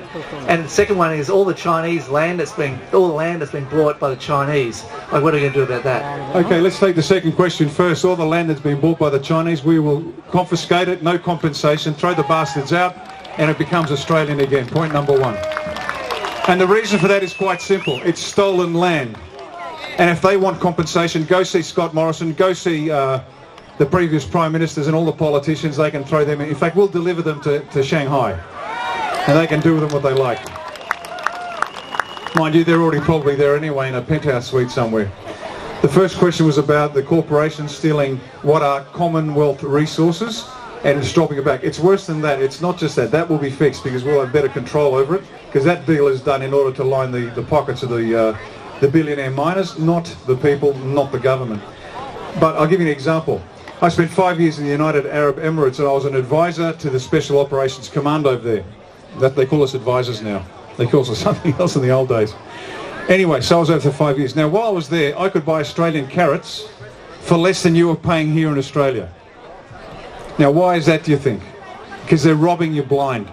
The Coles and Woolies duopoly, so it's not just the corporations. Once again, there's an issue here, an issue here, an issue. You come up here, cut the head off the snake, and all of these now die. Make sense? So, all these corporations are going to be a different tune, because we don't take contributions from anybody. Somebody mentioned political party funding and the reform. Damn right. Political parties should receive money only from individuals, not from corporations. And we only take money from individuals. And it comes in generally $5, $10, $50, $100 lots, the occasional 4-figure donation, and gratefully received. And yet we seem to have, here's this, we have the volunteers putting their hands in their pockets to produce all this stuff. Plus we've got enough money to make sure that trips like this can happen, that the organisations get compensated for the hire of these things. And we're doing it on the smell of an oily rag. In fact, we were doing it on the smell of an oily rag, and now the money just trickles in small amounts. So that sort of reform prevents the organisation being under the thumb of any of the big miners, any of the big corporations. That makes sense? So if you deal with the problem up here, you can solve 4 or 5 issues down there. And that's the way we're going to do it. Integrity. Thank you. Next question, sir. Hi, Ricardo. Hi, Craig. So my question is around, how do you see the transition playing out? So we've talked about government, and if government turns off for a couple of weeks, months, that's okay. It's not essential. But what about the large corporations? So we've got the large corporations in Australia, and we've got big tech. Some of them provide actually essential services. So for example, we have supermarkets. Okay, you might say you can go to the little grocery store. But what about selling petrol? What about the banks, because people keep their money there? And let's take big tech, for example. Now, some of them provide things like Twitter, which is non-essential. If that turns off, we're okay. But a lot of big tech provides services for little tech. So transitioning from where we are today to something more true. That's a very good question, because the end state's pretty straightforward. We are more self-reliant. We've got our own everything. But the tricky part's the transition. Very smart question. Here's how you do it. Generally, this is how negotiations with major corporations and government goes. The CEO of the major corporation wanders in, the politician gets on his knees and gets a mouthful of something. That's how it's done. This is not a negotiation in anybody's best interest except the corporation. So what do? Now, the government is not full of high-powered negotiators who know how to cut a deal. They just don't know. They just turn up and do what they are told to do and sign the dotted line. Now, imagine if you know the chief executive of a particular corporation likes doing naughty things with the little boys. What you do is you get the evidence of that, you invite them in for negotiation, put the photographs on the table and say, right, see this document? This is the new terms of agreement, the terms and conditions with what you will be delivering, otherwise this goes straight out. Does that make sense? You do not treat bastards nicely. You put a metaphorical gun to their head and say, do this. You make them an offer they can't refuse. Does that make sense?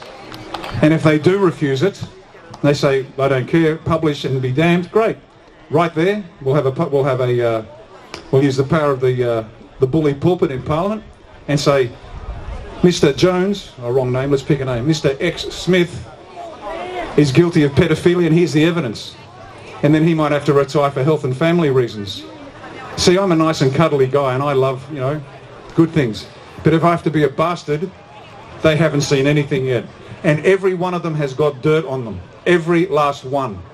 And even if they're not into pedophilia, they are definitely into other things that are highly corrupt, and if it came out, their life is over, they spend the rest of their life in jail. So these people don't care. They have no morality. They have no morality. All they care about is the cash flow. But the one thing they care about, other than the cash flow, is their reputation. They are like Lalique crystal. If you flick it, it shatters. They are the weakest people you've ever met. And if you shatter their crystal-like reputations, they will die. And so, we force their hand because we are nastier than they are.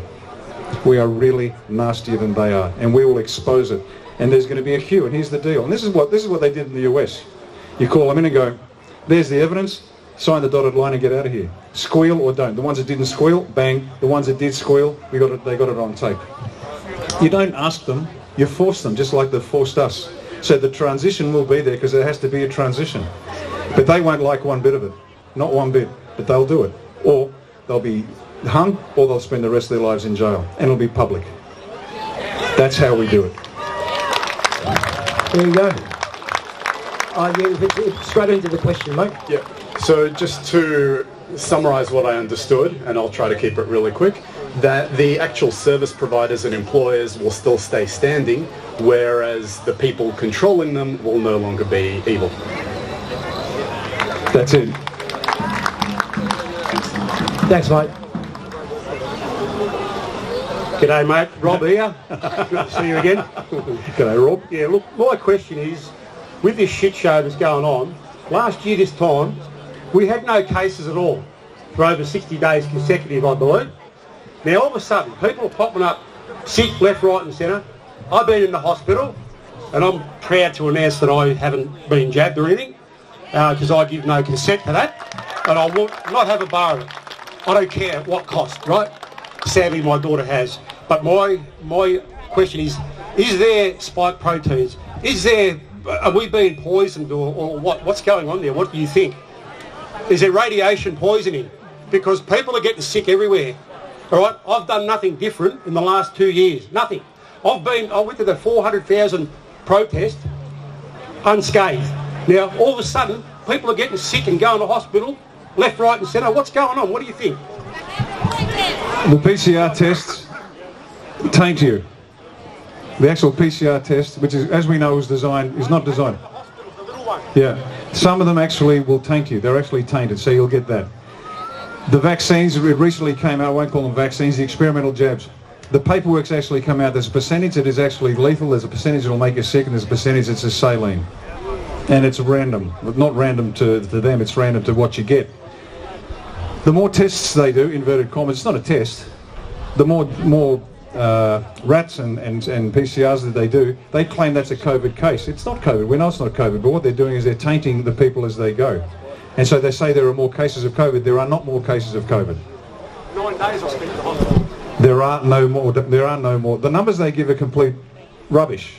They are fabrications. They are lies. So don't worry about it. If they say 90% are being quadruple jabbed, It's not true. They are lying, bald-faced lying.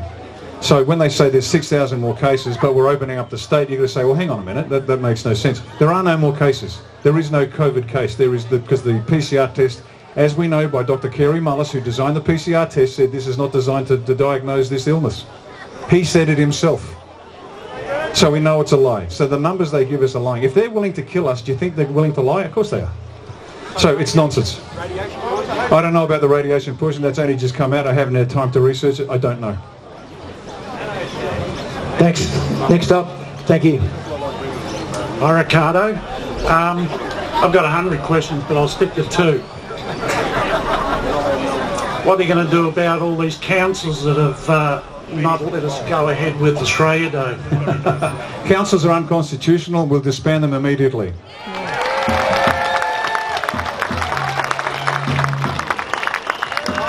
I'm nearly 65. I've been waiting for a leader for a long time. I'm glad I've met him.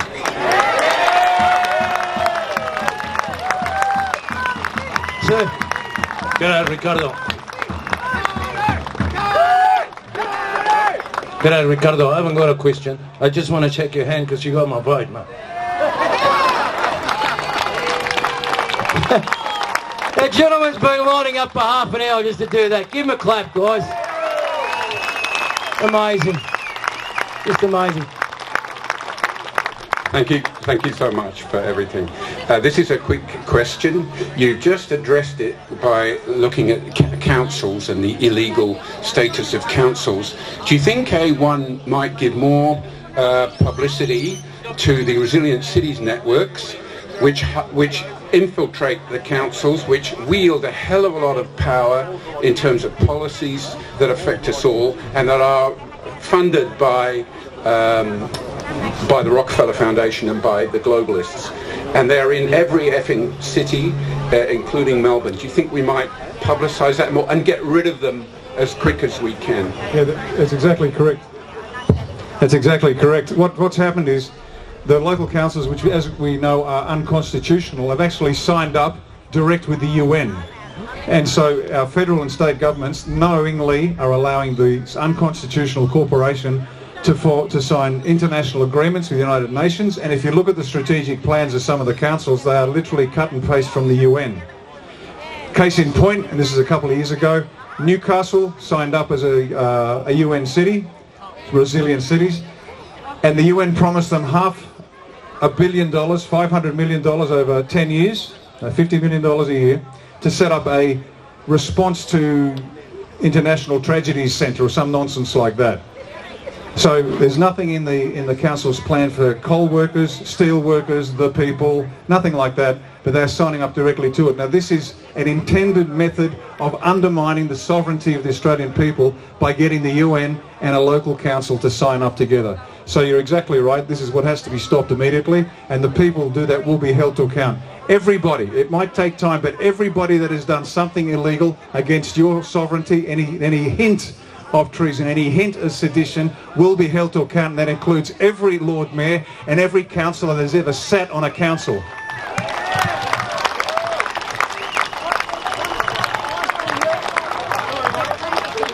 Sorry, Rick.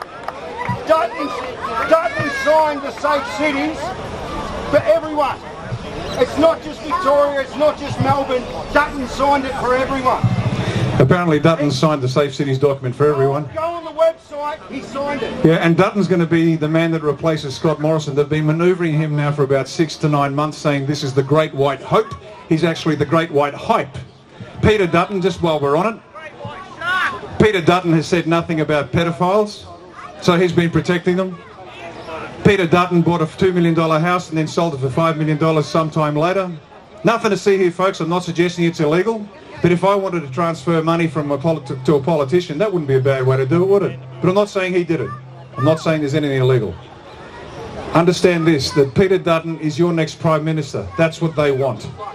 This is the guy that actually said, when he was a Homeland Security Minister, and the Administrative Affairs Tribunal reversed his order to get rid of problem people in Australia, and they said no, they're allowed to stay, and these are pedophiles and rapists. Dutton said, oh, there's nothing I can do. Dutton had the power to overturn the AAT's recommendation and throw these people out of the country, but Peter Dutton protected these pedophiles and rapists and let them stay in the country. Now, is this the man you want as your next Prime Minister? Well, that's what the Liberal Party wants. They want Peter Dutton to replace Scott Morrison.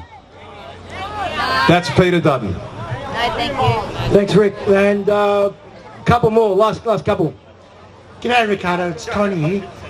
I've written to you a few times now, and your missus, and you're very good, you've written back to me, which is amazing. The first thing I'd like to ask you, what does COVID mean?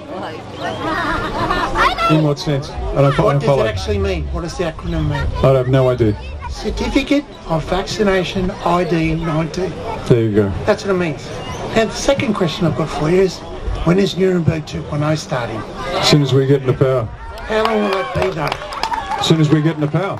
See, the thing is, why I'm asking this, Ricardo, is a lot of my friends, and look, I've got a big network of people around me who know a lot of shit. A lot of stuff.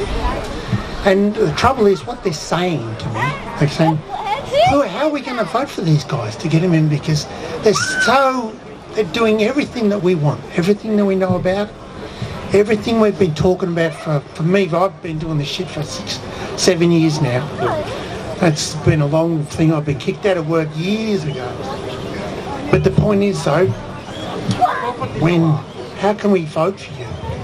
You can't vote for me. You've got to form your supporter groups. This is a people's party. What I'm saying to you is that the people, the normal people, expect to be going to the polling booths, right?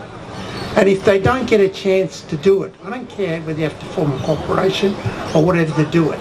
If we can just somehow get everybody over the line and vote for you guys, get people in Parliament, and then we can start taking over the joint, right? Because all I'm seeing is we're not going to get anywhere because... Are you a member of... hang on, are you a signed up supporter?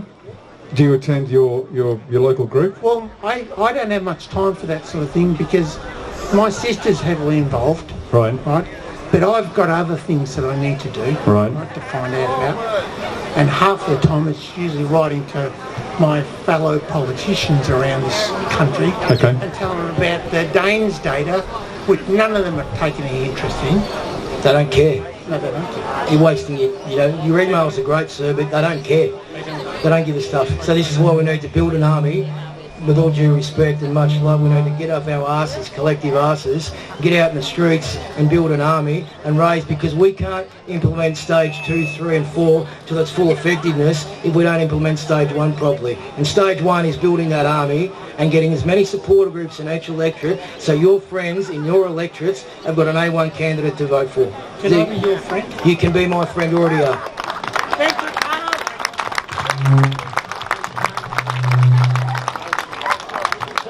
Sorry, Rick, just to step on your toes there, mate, but yeah. And last one from the lovely Annette. Hey Ricardo, nice to see you again after 2 years ago, and thank you Craig, and everybody else who's put on everything.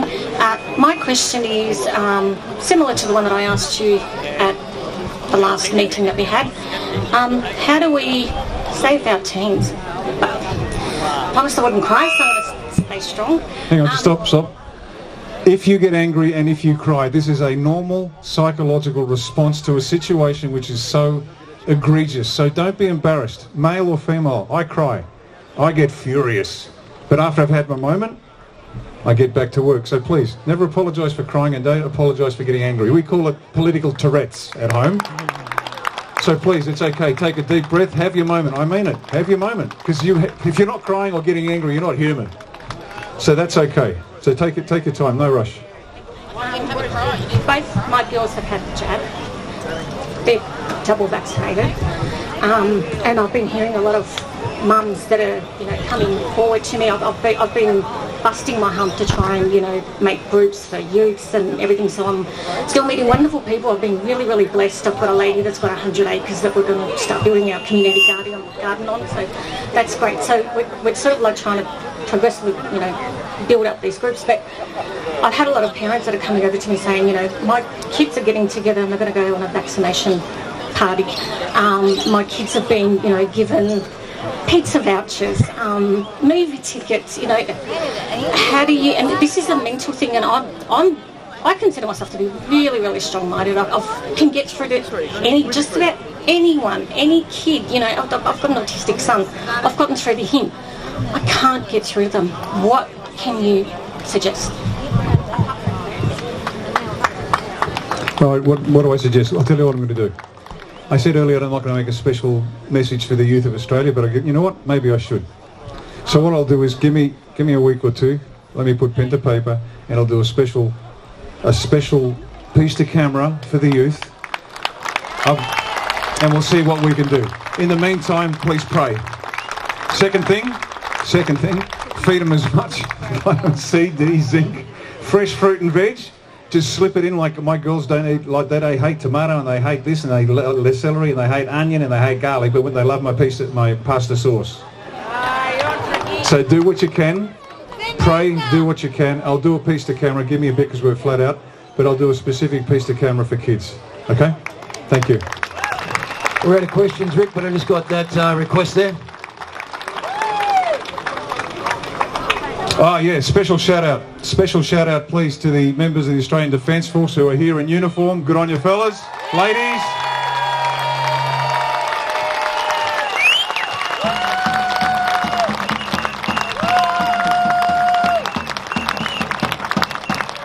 You've got to understand how tough it is for a digger.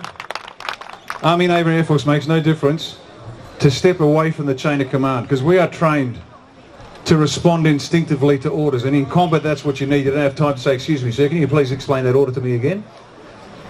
Doesn't happen. And so psychologically you've got to be ready to do what you've got to do.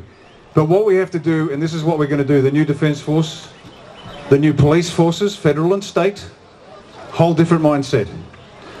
They are going to learn and have to apply the people come first. They work for the people. That's what they have to understand. Now, I've got a lot of American friends in the Special Forces community. Love the Yanks, and ask me I'll tell you a few stories about the Americans later. They're brilliant, and I'm glad they're on our side. It's not like they would have you believe that it's like, you know, Oliver Stone's platoon where they're all smoking dope and fragging the officers. In fact, let me give you a quick story on just the Americans, because this is really important. You've got to hear this. When I was in the Middle East, I had the opportunity to fly from, where were we? Bahrain. Took off on a C-5, landed on the USS John C. Stennis, which is on patrol up and down the Arabian Gulf. There's no, oh God, you want cool? Land on a carrier during live ops. Man, I've had some fun things to do, but that was unbelievable. So we landed on the carrier, I had 24 hours on the carrier, and then we flew off again. Now, I didn't sleep for that 24-hour period because this is one of those rare opportunities to be on a carrier, which is a living, breathing war machine. I mean, I don't care if you're a pacifist. It'll just turn you on. So I'm on this ship for 24 hours, didn't sleep, and I'm wandering around everywhere, watching as much as I can watch in order to absorb as much as I could absorb, and it's just extraordinary. It's like a small town. Full complement, the USS George C. Stennis has a full complement of 5,000 people. It's a city. It has police that patrol the corridors because there are muggings and things like that. So it's a tough gig. Now the ship was working on a complement of 3,600, so it was down 1,400 for whatever reason. It's 2 in the morning. It's about 45 degrees Celsius. Humidity 100%. We're on the Arabian Gulf. It's hot. It's humid. You could barely breathe. And I'm wandering around and looking at what I can. So I went from the hangar, the flight deck, went down on those big elevators to the hangar deck where they service the aircraft, and I'm just standing there watching. Now, I'm wearing an American uniform because when you work with the Yanks, put on a US uniform, because you're not wearing a US uniform, you're a bad guy and you might get whacked. So always happy with the American uniform. American rank, silver cloverleaf, Lieutenant Colonel, but I did have my slouch hat to say that I was Australian. And so I'm wandering around and sort of people looked at me and they hedged their bets and saluted just in case. But I'm watching these engineers service an F-18. And there are about 3 or 4 of them, and one of the young technicians and two of the two technicians were having a bit of verbal argy-bargy between the two of them, just getting on each other's nerves. Young USAF engineer, sergeant, no more than 23, 24 years of age. He saw what was going on. He was the team leader. He walked across to the first guy very calmly, just went down on one knee, had a quiet chat, and he saw the young guy sort of nodding, got up, carefully walked across the other guy, about 15 metres away, went down on one, same thing. Just calm the situation down. Utterly professional, great way of doing business. Now, what degree of error do you think these technicians are allowed to have when they're servicing an F-18 that's about to take off and go over Iraq? Zero. Zero. So near enough just ain't good enough, right? Make sense? And so this guy handled it so professionally. Young bloke, brilliant. And I was just so impressed. I called him across. I said, son, get over here. And he came across, looked at me, paused, saw the silver clover leaf. And I said, yes, sir. And I said, son, I saw what you did. Very impressed. We are so proud to be working with you. Just tell the man we're very proud to be here with you and all the best. And this guy was exhausted. He was tired. And he just straightened up. Thank you, sir. I'll tell the man. And he went back and he told the guys, and I gave him the old Australian salute, which is a big wave. Now, to put that into context, these guys had been on station for 6 months. 12 hours on, 12 hours off, not one day off for 6 months. Now, you tell me an Australian that'll do that. That is impressive in anybody's language. That is our ally, the Americans, and I'm glad they're on our side. These guys are brilliant. These guys are superb. They have a constitution. They have a national character, which we can only be so admiring of. So, the point of the story is this. We are trained, but the Americans know the Constitution. They know their Constitution. They know right and wrong. So when they get an unlawful command, they have no problem saying, sir, I cannot respond to that order. That's unlawful. That's the soldiers we need. That's the sailors we need. That's the airmen we need. So when they get another order like this, I don't care if it's an Admiral, General or Air Marshal, they swing around saying, sorry, sir, I cannot obey that order. It is an unlawful command. That's the sort of soldiers we need from now on. Now, that's required already. They are required by military law to disobey an unlawful command. The trouble is they don't know the difference. Just like the Australian people. He's right. He's okay. Just like the Australian people, too many don't understand our Constitution. They don't understand right from wrong. They don't understand their rights. When we change that, we'll be impenetrable as a nation. Nobody will ever come anywhere near us ever again. We'll be the strongest, safest, happiest, healthiest, wealthiest nation on the planet, and everybody's going to come to us and say, how the hell did you do that?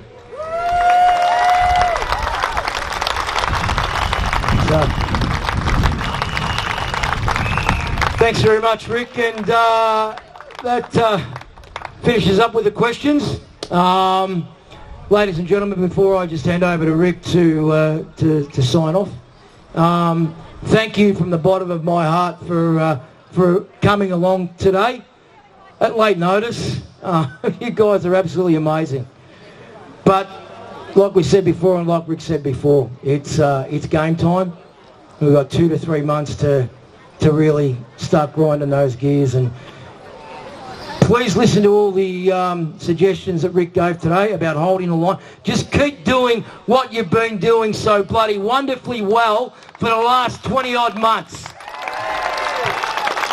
There's no magical answers here except, you know, we've only got a few more months to get through. So take the last 20 months as pre-season training.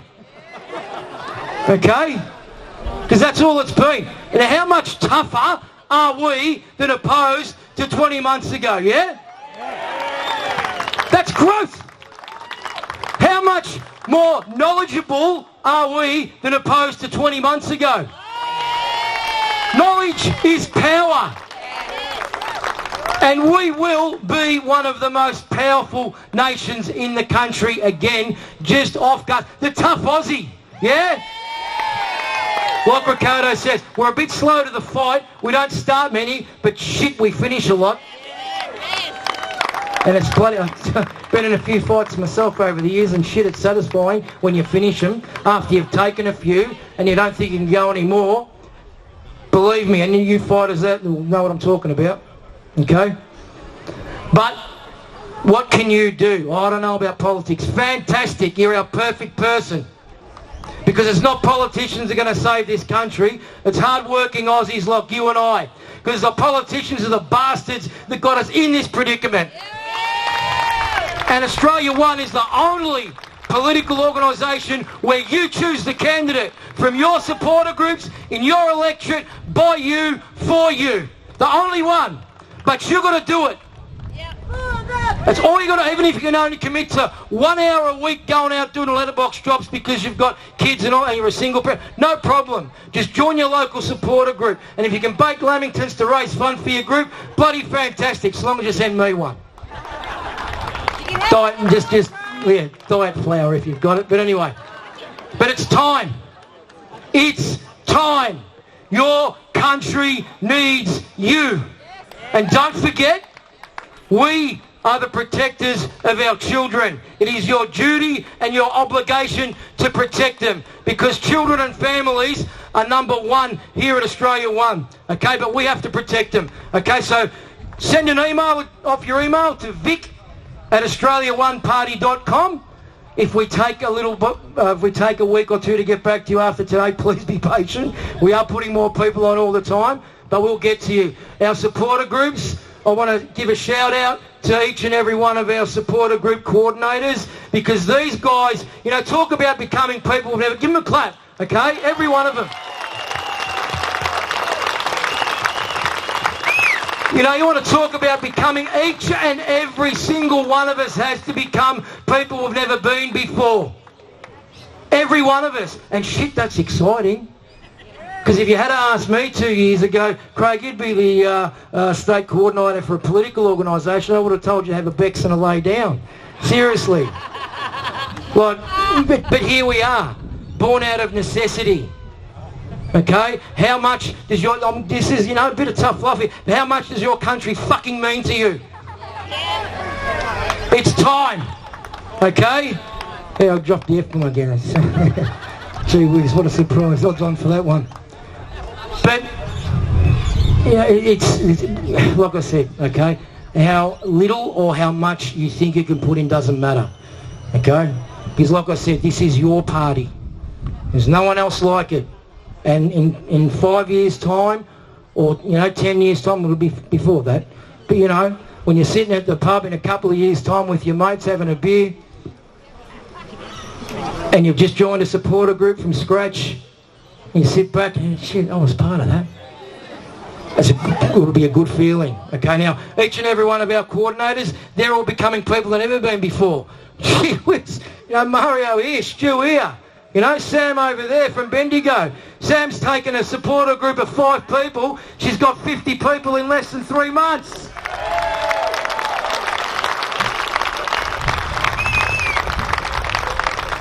Passion. She sacrifices a lot of her time, you know, because that's what's required here.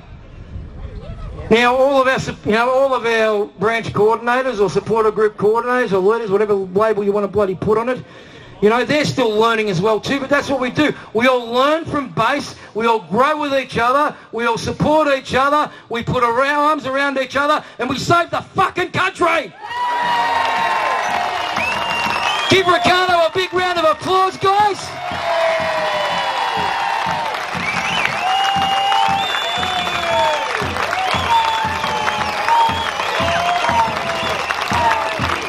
Hit the music. No, long way. Cheers. Get about the cue roll, mate.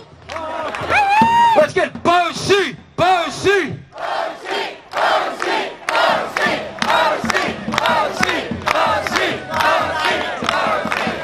Come on!